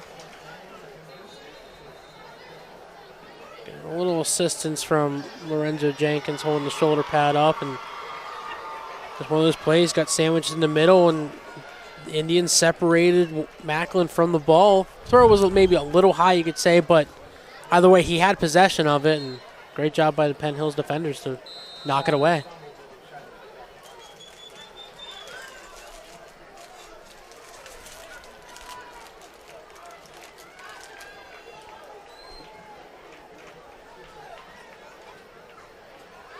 Fourth down for the Foxes. 96-yard drive so far. They need to get them 2 more of them here. They'll throw. Back shoulder. Does he hold on? Yes, he does. Touchdown, Fox Chapel. Benjamin Wilk with the reception. Susnek put that the only place it could be caught.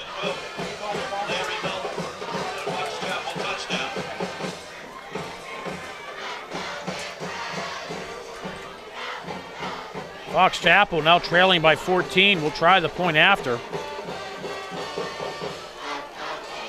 Touchdown coming with 10:04 to go here in the fourth quarter. Plenty of time in this one for the Foxes. Yeah, and you mentioned beautiful pass by Susnek. Put it the only place his wide receiver, Ben Will, could catch it on the outside shoulder, actually towards the near pylon, running away from the ball and just turned back, walked away with the catch, and able to get the Foxes on the board. 98 yards in 5 plays. Along with a 15-yard penalty on top of that. In 1:42.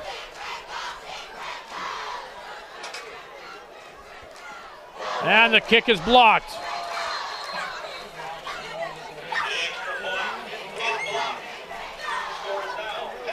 So the score remains Fox Chapel trailing the Indians. Penn Hills 20. Foxes 6. 10:04 to go here in the fourth quarter. I would not suspect Fox Chapel to try the onside kick here, but you never know.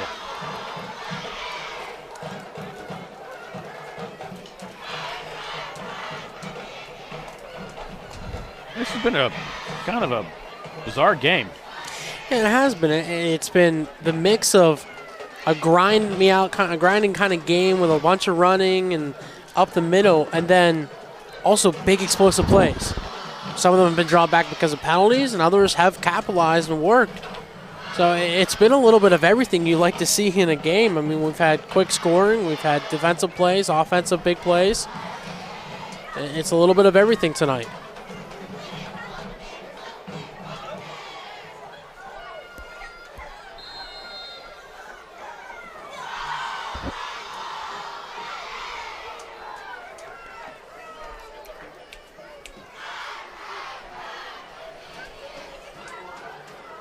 Kickoff at the 17-yard line for Dylan Bennett.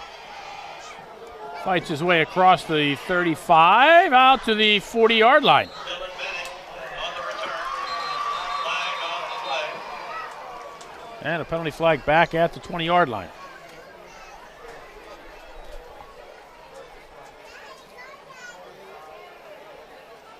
Personal foul. Penn Hills.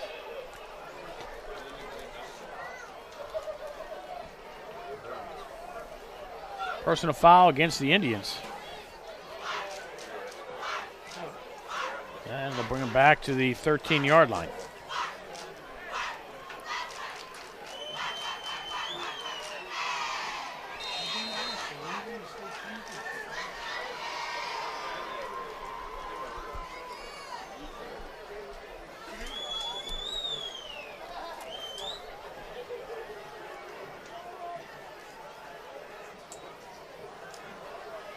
Arlen Thompson across the 15. Arlen Thompson on the carry. Will pick up 7 yards to the 20-yard line.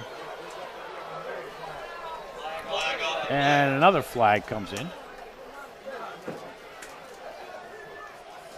This one back at the 10.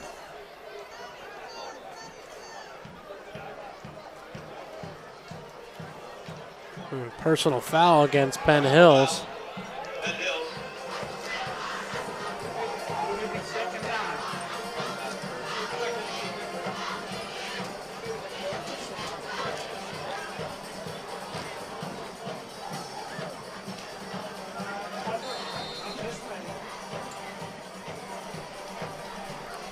make it 2nd down and 13.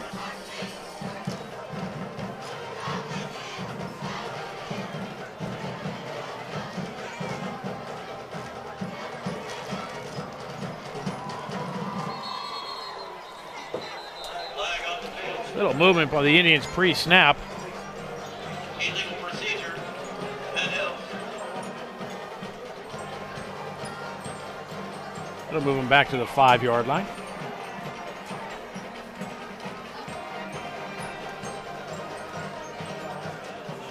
It kind of seems like once Penn Hills gets in a little funk, it's just been penalty after penalty, and it's been stalling out a couple of drives. Or honestly, we could be talking about a higher scoring game, maybe 30 to like 14 for both teams. You know, somewhere around there in favor of Penn Hills, but penalties have stalled out numerous drives for the Indians. McKissick on the option this way, has Grimes in front of him.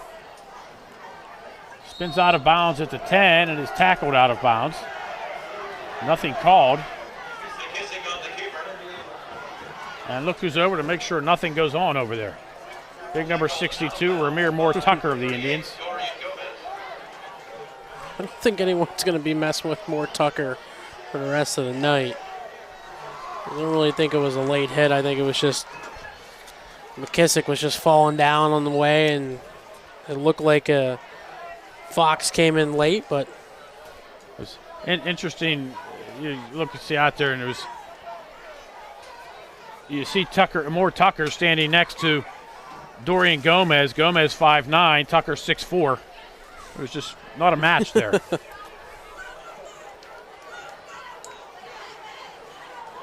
McKissick's going to be sacked inside the 5-yard line. Wecht with the sack McKissick. at the 3.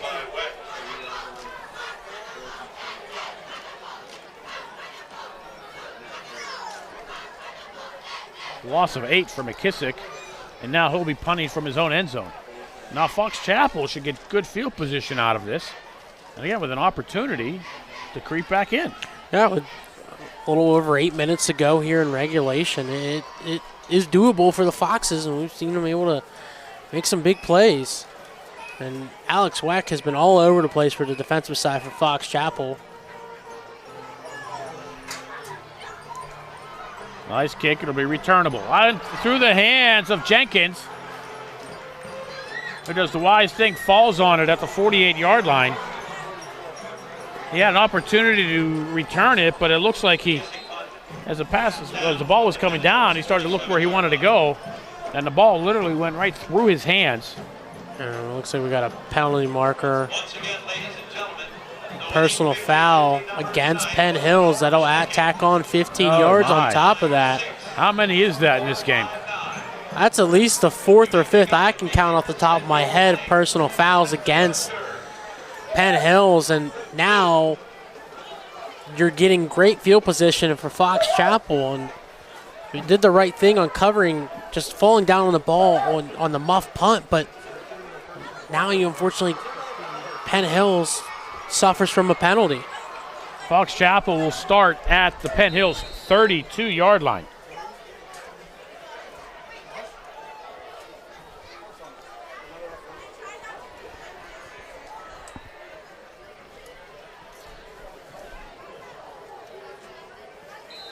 And they'll fight ahead for a yard. That was Thomas. Thomas on the carry.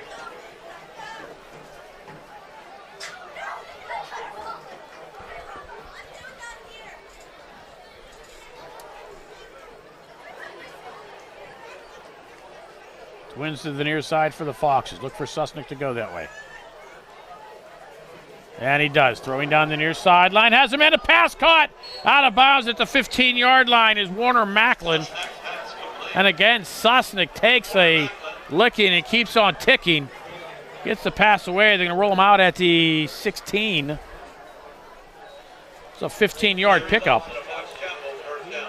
Great drive by Susnick to get that pass off, but Warner Macklin doing the overhead catch near the boundary, able to make the catch and slide down in bounds for the completion. you can tell the connection between the star quarterback and the star wide receiver is there between the two of Macklin and Susnick. Susnick rolls to his right. Looks for somewhere to go. May take it up and run, he will. Susnick gets wrapped up and out of bounds, close to the 15-yard line. It'll give him the 14. So Susnick picks up 2 yards, stops the clock with 6:55 to go here in the fourth. Penn Hills 20, Fox Chapel 6. This one not over by any means. Fox Chapel can get a score, I would say, within the next 2 minutes. Still have 3 timeouts to work with for Fox Chapel as well. Plenty of time left in this game and only down 2 scores.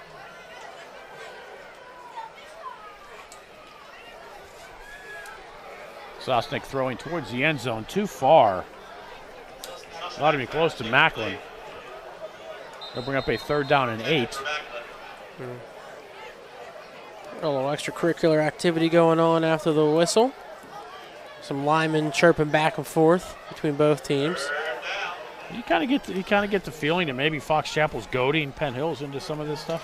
And if they are, I mean, good for Fox Chapel for Penn Hills not being restrained. And it's working too. I mean, how many offsides have we had as we're going to get unsportsmanlike against Penn Hills?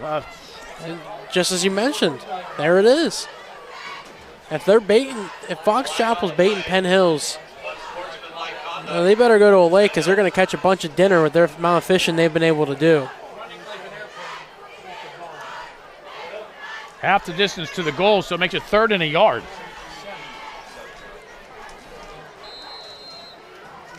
So basically 7-yard penalty on 3rd and 8. Makes it 3rd and 1. Susnick stands in the pocket, throws to the end zone, touchdown! Fox Chapel, Lorenzo Jenkins. From 8 yards out.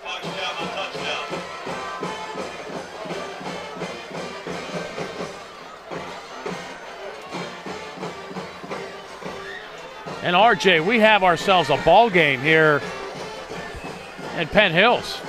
And look for a half second there that Penn Hills was going to kind of waltz away with this win, but Fox Chapel said not so fast, and penalties have been the difference. I mean, that is what's killed Penn Hills. My calculation, I have 18 penalties for 188 yards against the Indians tonight, and that has been the sole difference to allow Fox Chapel back into this game. Kick is up, and the kick is good. 6:42 to go. Fourth quarter, Penn Hills 20. Fox Chapel 13. Don't go away. We got ourselves a game here on the Trib Live High School Sports Network.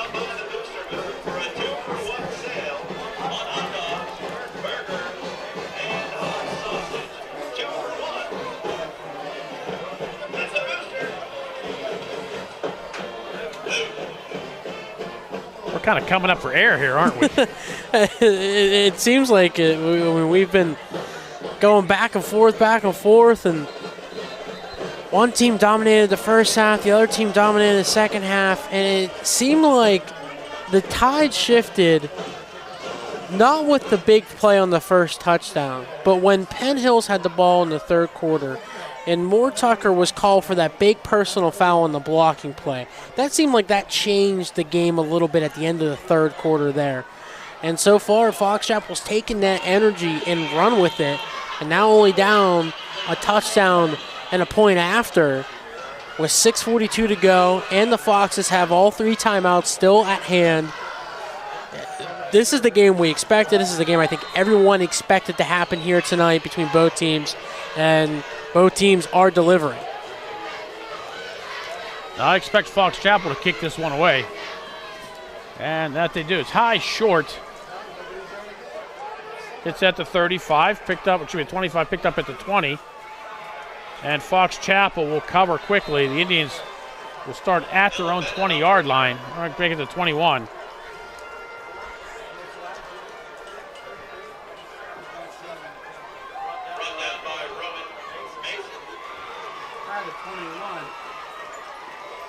Franklin Regional beats Latrobe 42-21 tonight.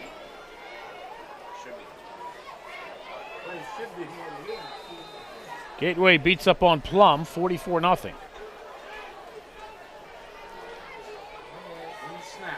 Peters Township shuts out Woodland Hills 26-0.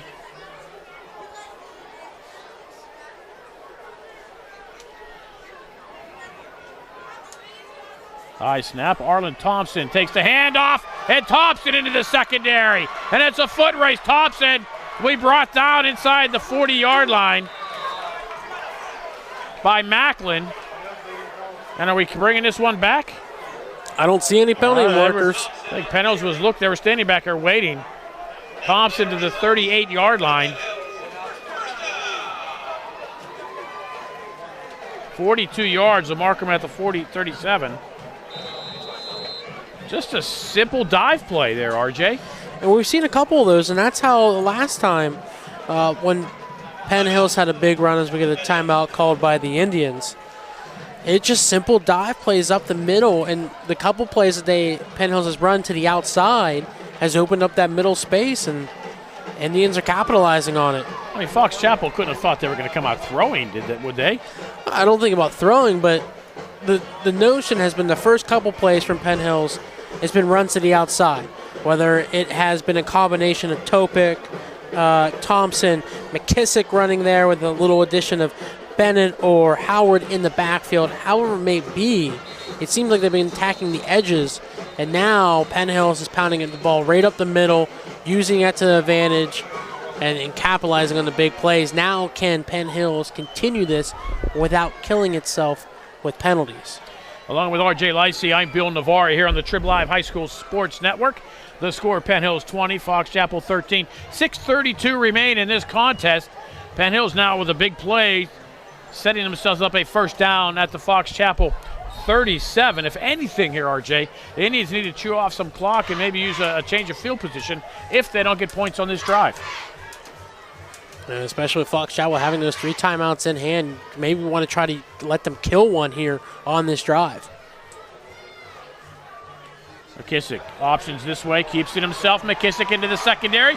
10-5, touchdown.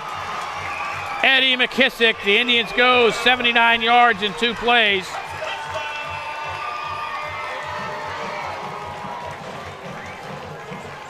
This time the long touchdown run will stand.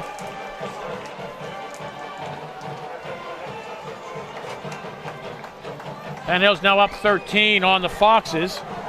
6:23 to go here. I think that was the kind of series the Penn Hills coaches were looking for all game.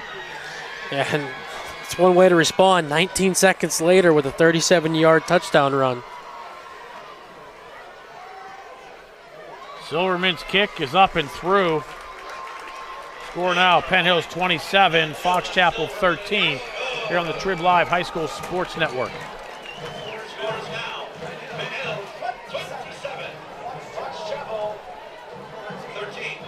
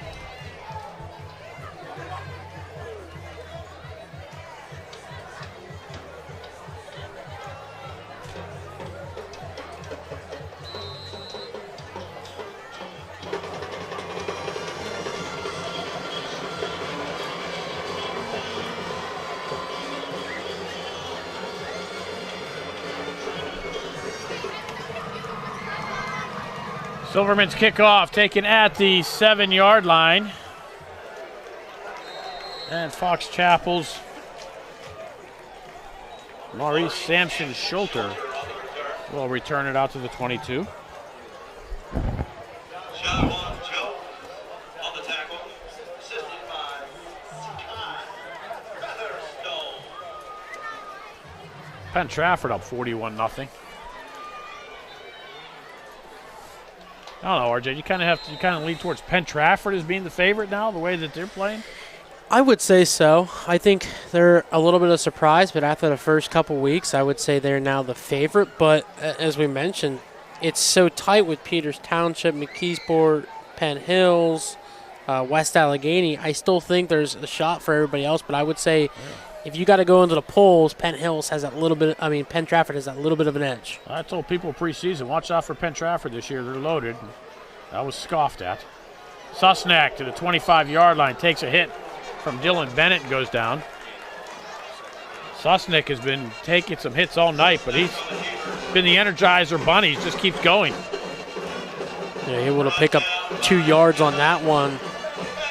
And you mentioned he's taking shots. I mean, we had a little extracurricular going on behind him as well. It was just one of those physical games, but Susnick just gets back up, and hope Fox Chapel has the ice bath ready and plenty of ice bags for their quarterback.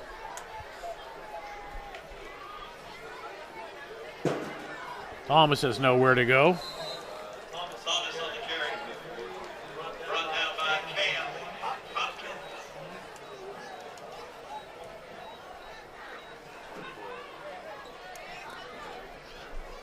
So Thomas loses what Susnick gained.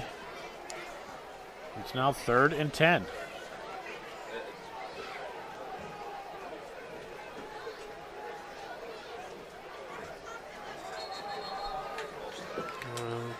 False start penalty.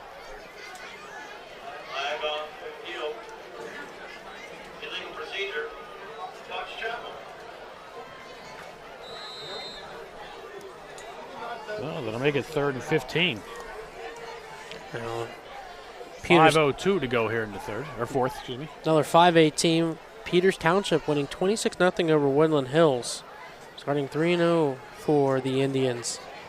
Ranked number 2 coming into today's action. Oh, Peters Township's for real, no doubt. Pass intended to the near side for Jenkins, but he slips. Pass incomplete. Remember last year in the semifinals, Peters Township had a 14-0 lead over Penn Hills in that game. Penn Hills came back to win 22-14. And Penn Hills, Peters Township, that was the thing last year about them. They were young coming back, and they were going to keep that core together, and they're showing it already this year. And it's that thing, can they finish? They haven't been able to do that once they get to the playoffs, and i.e. the case against Penn Hills last year, and Penn Hills coming back and going the distance the whole way and winning it all. So The way things are going right now, could it possibly be a PT final? Potentially. Indians versus the Warriors. You get PT, PH. It depends on how you want to look at it. You're going to get someone with a Peters or Penn in their name into the championship. Fox Chapel punts. This one will take an Indian bounce. And Fox Chapel will down it at the 36-yard line. SOL punt. Down by 89. 4:26 to go. If you're Penn Hills, what are you doing here? I'm running maybe some safe plays and killing some clock. I would keep running the ball. I mean, the last drive, it was 2 big runs into the end zone for a touchdown. You might break us off again. If you don't, you're going to kill some clock. You might force Fox Chapel to use a couple of their timeouts. Got the 2-score advantage. Time is on your side. I would not be forcing anything if I didn't have to, if I was the Indians.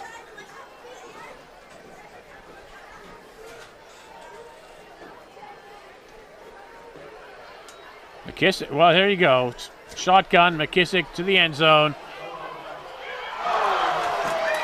And Tony Grimes unable to come up with it on a diving attempt. Well, what do we know up here in the booth? I guess we know nothing, because that's a couple of times we've talked about it and they've done the exact opposite. And that's why we get paid to announce it and people get paid to call the actual plays. But a shot that almost worked, Grimes coming to the sideline frustrated. Looks like he thinks he should have had it, probably should have. A beautiful pass by McKissick.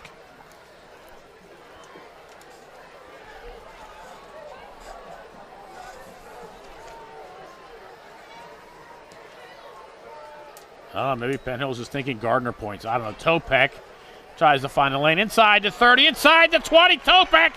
It'll be first down. Penn Hills inside the 15-yard line. Topek down to the 13. He picks up 13.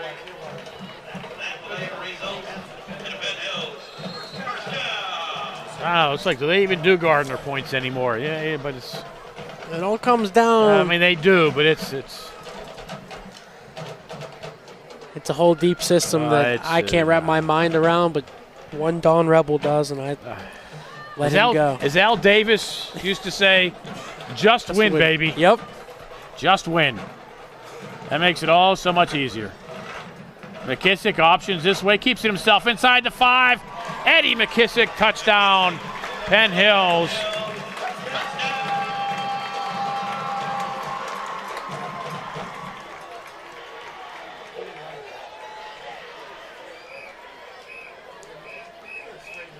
Second touchdown run of the quarter for McKissick.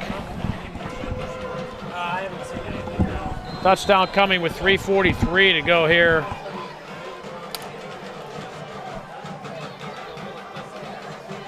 In the fourth. Touchdown, McKissick touchdowns coming almost 3 minutes apart exactly.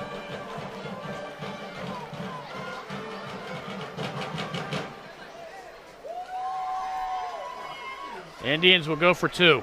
Must have been another bad snap. Thrown into the end zone, and this one comes up way short. Grimes was looking at Akeem Snell. So the score, Penn Hills 33, Fox Chapel 13. They're on the Trib Live High School Sports Network. Please join the team, the tribe, the band, and the cheerleaders after the game as we all get together to sing the Penn Hills alma mater.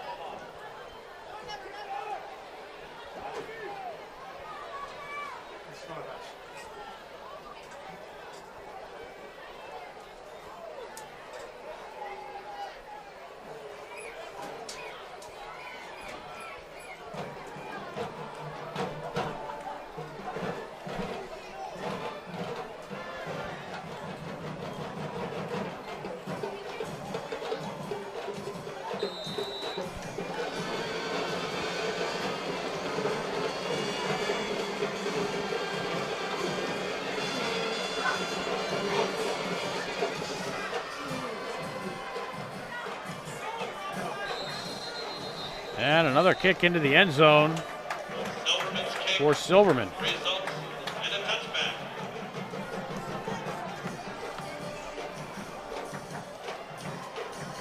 Fox Chapel to start at their 20. Well, they made a game of it. They made it 20-13 here in the fourth quarter. I think they woke a sleeping giant. It seems like it, and it seems like at the end, Penn Hills decided, oh, you know what? We're going to keep pedal to the metal. We're going to bury this one. We're not going to keep it close. We don't want to give any chance of Fox Chapel coming back and winning this game. And 2 big scores, a couple big plays. Not the way we thought it was going to happen, but it's been Penn Hills. Finally looks like they've risen out of a little bit of slumber of the retirement of a jersey in the first home game of the year. Indians on the road first 2 games of this season. This is their first home game. Thomas. For about 4. What a nice breeze blowing into the press box here. A beautiful night for some high school football. The high was about 76 around kickoff. Had a little rain shower about 20 minutes before kickoff. I was surprised by that. I mean, it really came down here. I mean, it didn't last long, but we heard all this noise. We thought, is that rain? And it was. Thomas with a big gain will have a first down for Fox Chapel across the 40 to the 41-yard line. Picks up 17.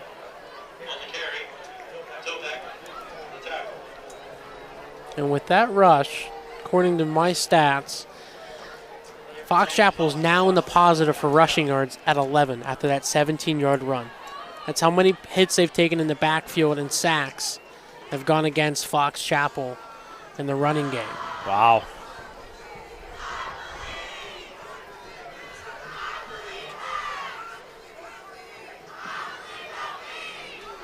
But they did have that 98-yard drive. They did. They have that to their credit. Thomas, throw back this way. Looks for somewhere to go. Out to the 44-yard line for a gain of 3.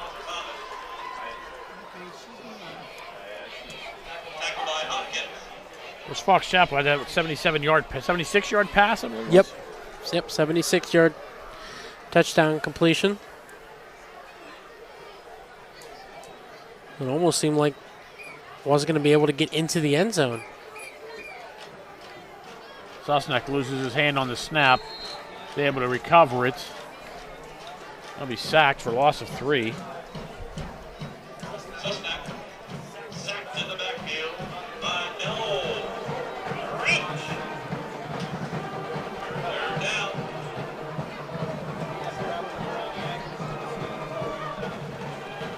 Central Catholic only leading North Allegheny 7-3 in that game. That one's a slugfest.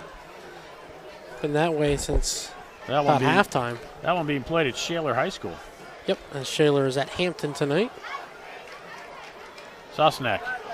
And he's going to be sacked again inside the 35.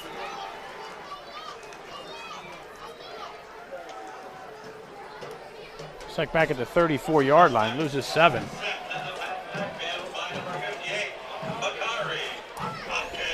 So they had 11 yards, now they've lost 10 on the last 2 plays. Yep, now they're down to 1 yard.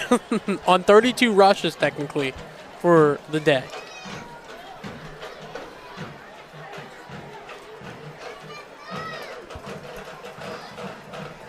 And later in the year, I know Central Catholic will be taking on Pine Richland at Carnegie Mellon University. A beautiful facility there for the Tartans, for those two to take place. 4th down, Fox Chapel. Let the clock wind down. It's running at 35 seconds. Sosnek will be sacked again. Back at the 29-yard line. We'll lose 5 yards. And I believe they will turn the ball over on downs to Penn Hills.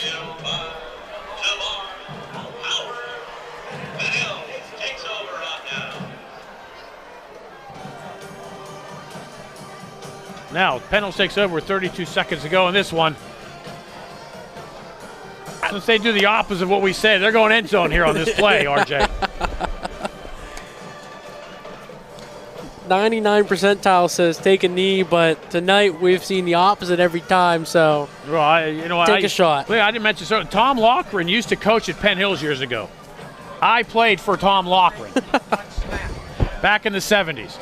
And if Penn Hills takes a knee, Tom Loughran is not going to call a timeout. No. And that's what we're going to get. And that's what they do. Penn Hills takes the knee, and they will let the clock wind down. Officially at 27 seconds in running, but for all intents and purposes, are they going to make them do it again? No, I think the officials aren't going to start. They're going to wait till. Yeah, there you go. They're going to start the play clock later, let the time run out. So the teams will come to the near side and will meet on the handshake. And then an interesting tradition for Penn Hills: the team will come to the near side, down in front of the band, and the cheerleaders, band, and players will all perform the alma mater.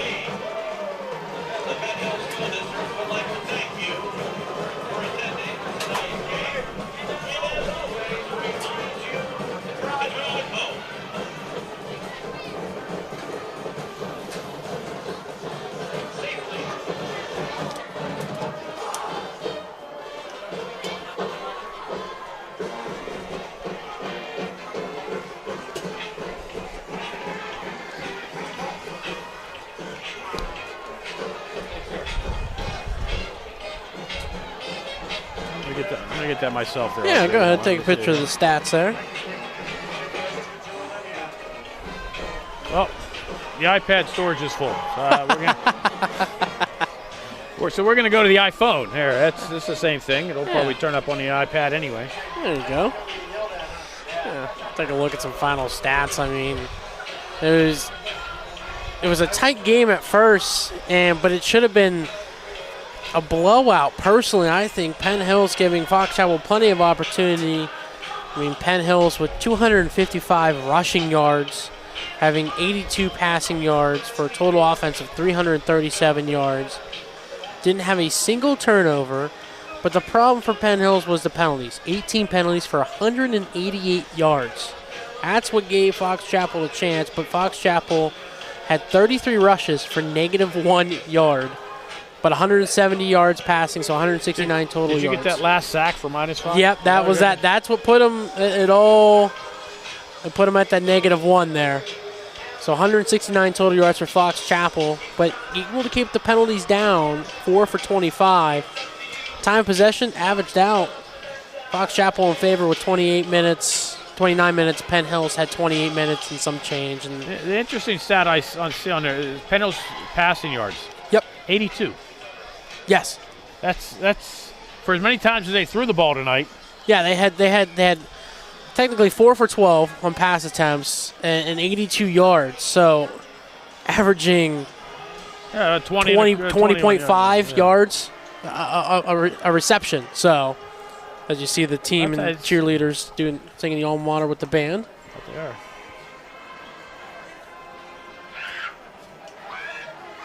Well, then you also look at it. The 1-for-1 on the 4th down conversion for Penn Hills. That crazy play that Eddie McKissick kept that drive alive. Ended up being the big score, the 54-yard touchdown run by Derek Topic. Remember, it was on a punt. It was a bad snap. Yep. He picked it up. Fox Chapel was right in front of him. He couldn't have kicked it.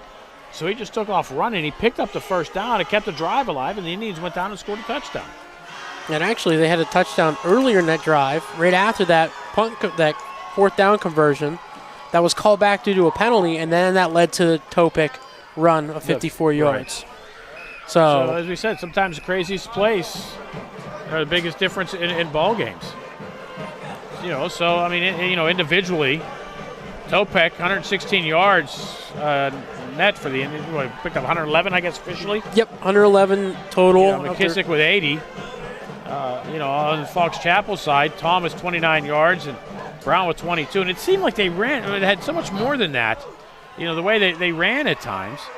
Passing-wise, McKissick was 4 for 12, and Susneck 14 of 23. The one interception was a touchdown. The Indians scored another defensive touchdown. So, I mean, that kind of changed a little moment. They scored 9 seconds apart in the late first half to go into the locker room up 14-0. So it's kind of a bit of a crazy game, but I'm sure Penn Hills is not going to be happy with the way they played tonight, especially with the penalties. No, the discipline is the part that is a little frightening for Penn Hills, and that's what kept Fox Chapel in this game. If we take out half those penalties and you make it like 99 yards total or whatever you want to look at it, 89 yards, you could be talking about a 40-7 game potentially. That makes a whole difference in this game. That's what kept Fox Chapel alive. But the defense, got to give credit to Penn Hills, had Susneck at -44 yards with those sacks, all the different sacks the team had for Penn Hills. And that made the big difference, is able to control the Fox Chapel offense. I'm sure the Indians will be happy with the way they played defensively, but I think they're going to work on some things offensively and try to work on the penalties, because you can't give up that many penalty. I think they gave almost as much penalty yards as Fox Chapel may have had offensively tonight. Actually, yeah. They gave up more penalty yards than Fox Chapel had total offense, yes. So, that's something that definitely needs to be worked on, especially with Mars coming in here next week to take on these Penn Hills Indians, which will be our Trib Live High School game of the week next week. Yes, it will be. It'll be right here. So make sure you turn on in. So, anything else to add there, my friend? No. Indians, I think, a lot to look forward. Got back on the track after taking the early loss in the season with taking on Pine Richland, but getting it back with Latrobe in tonight's game. A couple things to clean up, but up and up for the Indians, I think, going into the 4th game of the season. Well, once again, from UHAS McGinley Stadium in Penn Hills, your final score: the Penn Hills Indians defeat the Fox Chapel Foxes by a score of 33-13. For my broadcast partner, R.J. Licey, I am Bill Navari. Thank you very much for watching tonight's game here on the Trib Live High School Sports Network.